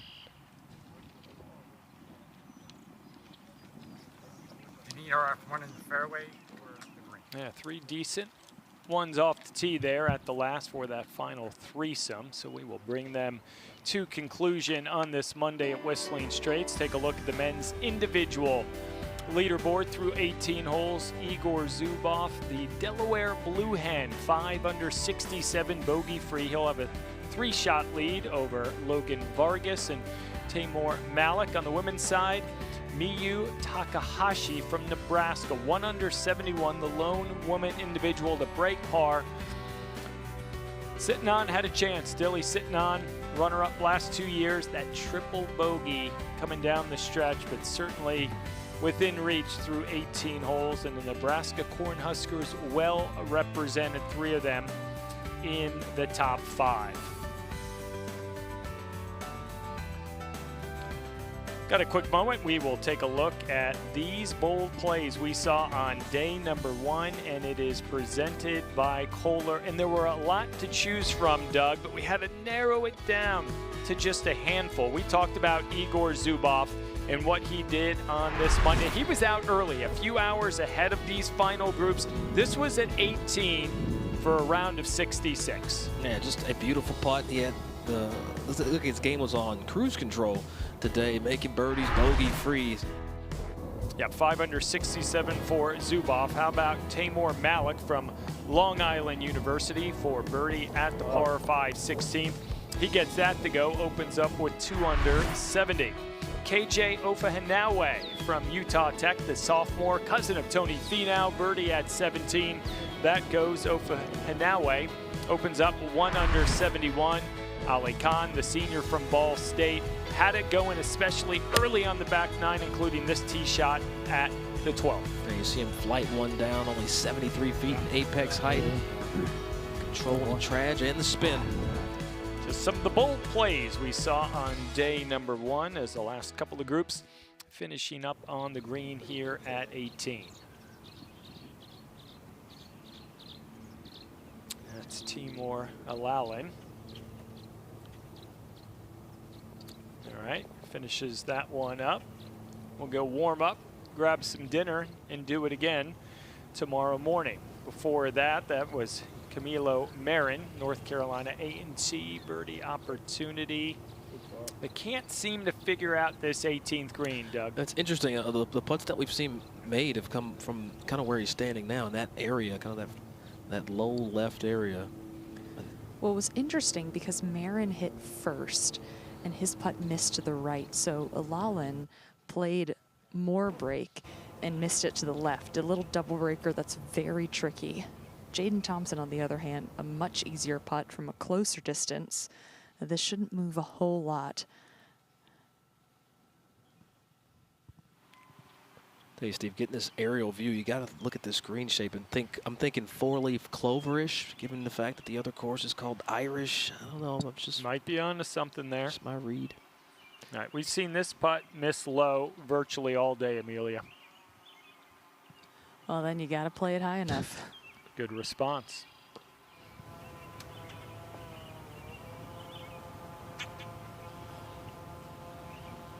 And another one to the list. Just add them to the list. I'm going out there immediately as they finish to putt that putt and see what is it that we're missing. As Amelia said, about 3 more inches on the high side. That's a great look at that 18th green you described. Amelia's a better putter than me, so I'll just listen to her 100% of the time. A little bit of work remaining for Marin.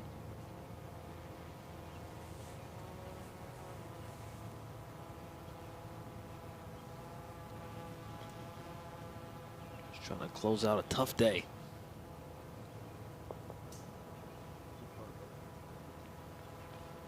Par there for Marin at the last. Camilo opens up this championship, 79. Yeah, part of that very young Aggie team that their head coach Scooter Clark talked about with Amelia a short time ago on the broadcast. It's part of learning, developing. How have you improved from September to early May? So with that green clearing, gonna open up for this final trio to finish up on a Monday here in Kohler. You can spin a camera, a drone around about 20 different ways and seemingly get 40 different views. No, you won't hate any of it. No, you will not. All right, back down the fairway, Holloway for his second.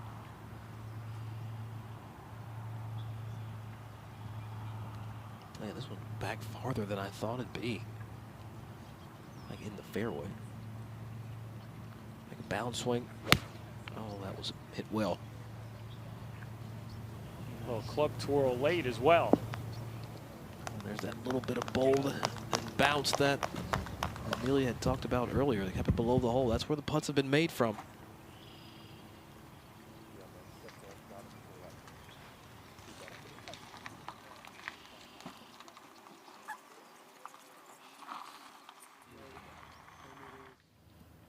Morgado next up. And I wonder how much different the reaction will be coming out of the rough. Maybe advantageous, perhaps, Doug. Yeah, especially if you're trying to just land it on that front number and get the ball to pitch back. That's where it's cut today, just 23 paces on the center hole location. Landed soft. That one, that one landed soft. That looked like it was flighted up a little higher than he intended.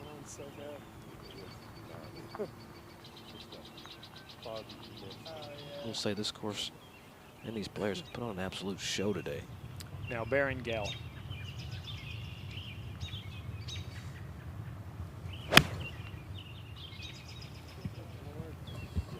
Freshman of the year last season. And hitting shots like that, I can understand why. Last shot of the day, bro.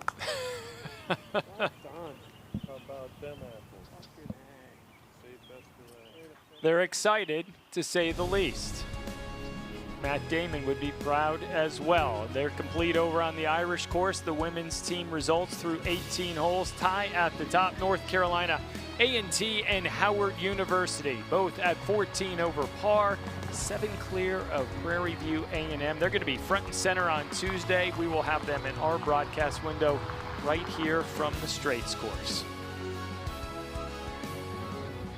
Howard's a fixture, even though that program has only been around for 5 years now.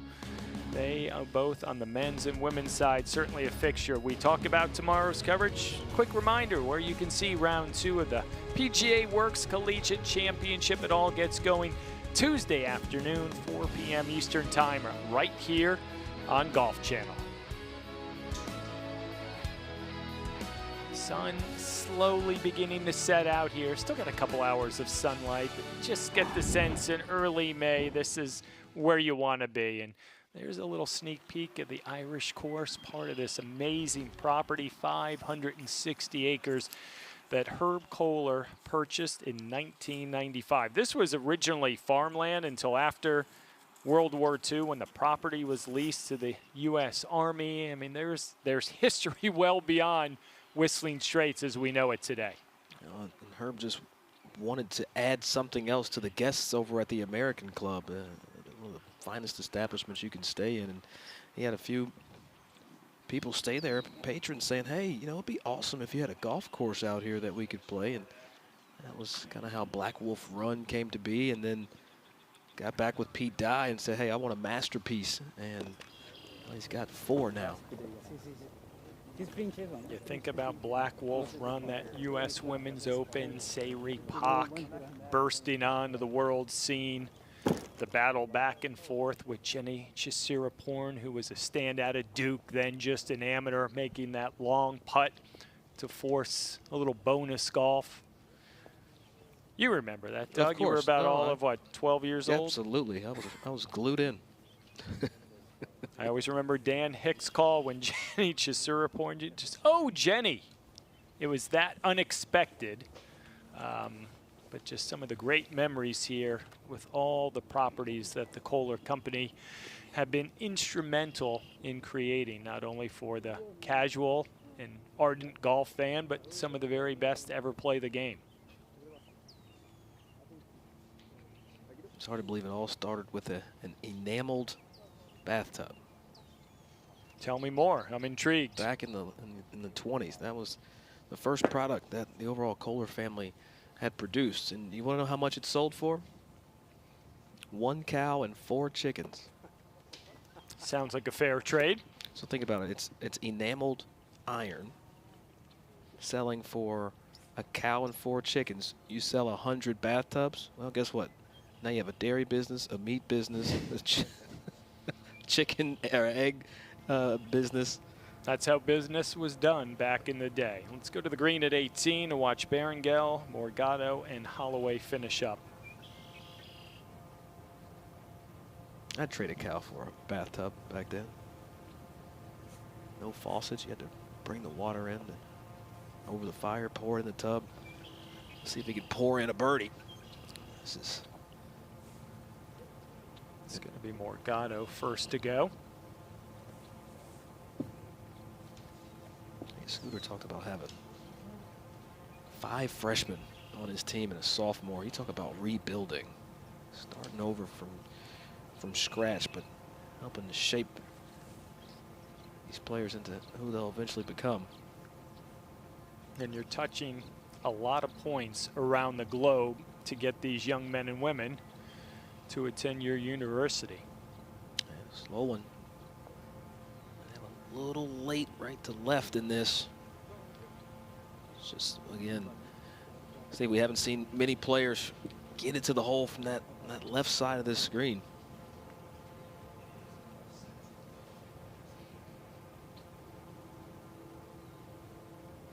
And there's the tap. There is the opening round in the books for Javi. See, he just had a middle of the round, Steve, where he just couldn't keep his hand on the wheel. Yeah, but if I'm Morgado, you say, you know what, I played the last 5, 1 under. Exactly. Right? But that's being around the game as long as we have. Now Holloway. Outside look at birdie.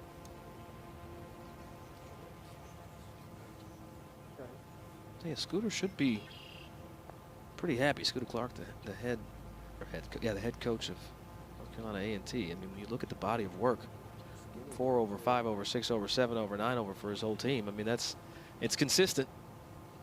Yeah, their best finish this season, the Aggies, a 3rd place finish. So there's going to be growing pains, and you can take so much away from a week like this at Whistling Straits, because those 5 freshmen become 5 sophomores, and that 1 sophomore becomes an upperclassman, and now you start to gain traction. Yeah, you gain a little momentum, and I'm just a fan of juniors. You know, juniors are the lifeblood of any collegiate program in sport. Now Jose Beringale, Arkansas Pine Bluff, one of the best second shots we saw here at 18 all day long. Get a birdie back at that 16th par 5.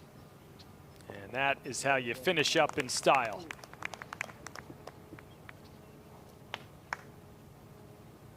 Birdie 3 of the last 5.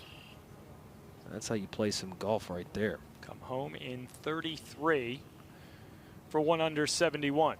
And this is the thing too, you shoot 2 over on the front. I'm not saying you give up, but you kind of can hang your head on that, like, dang, I wanted to get off to a faster or better start, but yeah, you turn on the superpowers and 4 birdies and a bogey on the way into the house.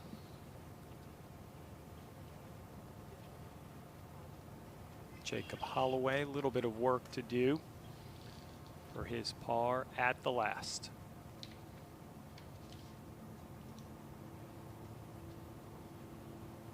I expect a little more out of Jacob today, especially coming off gold medals at the SWAC, but oh, good catch. In is in, and he'll take it. A couple of missteps coming down the stretch, 2 over 74 for Jacob Holloway. So with that, round 1 complete here at Whistling Straits. Take one final look at the men's Division I team leaderboards as a whole. What are your takeaways, Doug, from what we saw here today? Man, if the wind stays like it is, these players can take advantage of this golf course. But like Amelia said earlier during our show, you're going to have to flight your golf balls, manage your spins into these greens if you're trying to chase these hole locations. 10-shot lead for Arkansas Pine Bluff over Southern. Plenty of golf still on tap.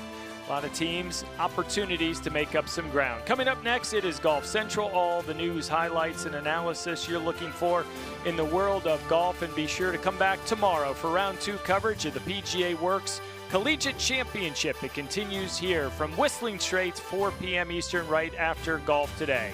For my partners, Doug Smith and Amelia Duran, I'm Steve Burkowski saying goodnight from Wisconsin, and we'll see you back here tomorrow afternoon at 4 p.m. for round number 2.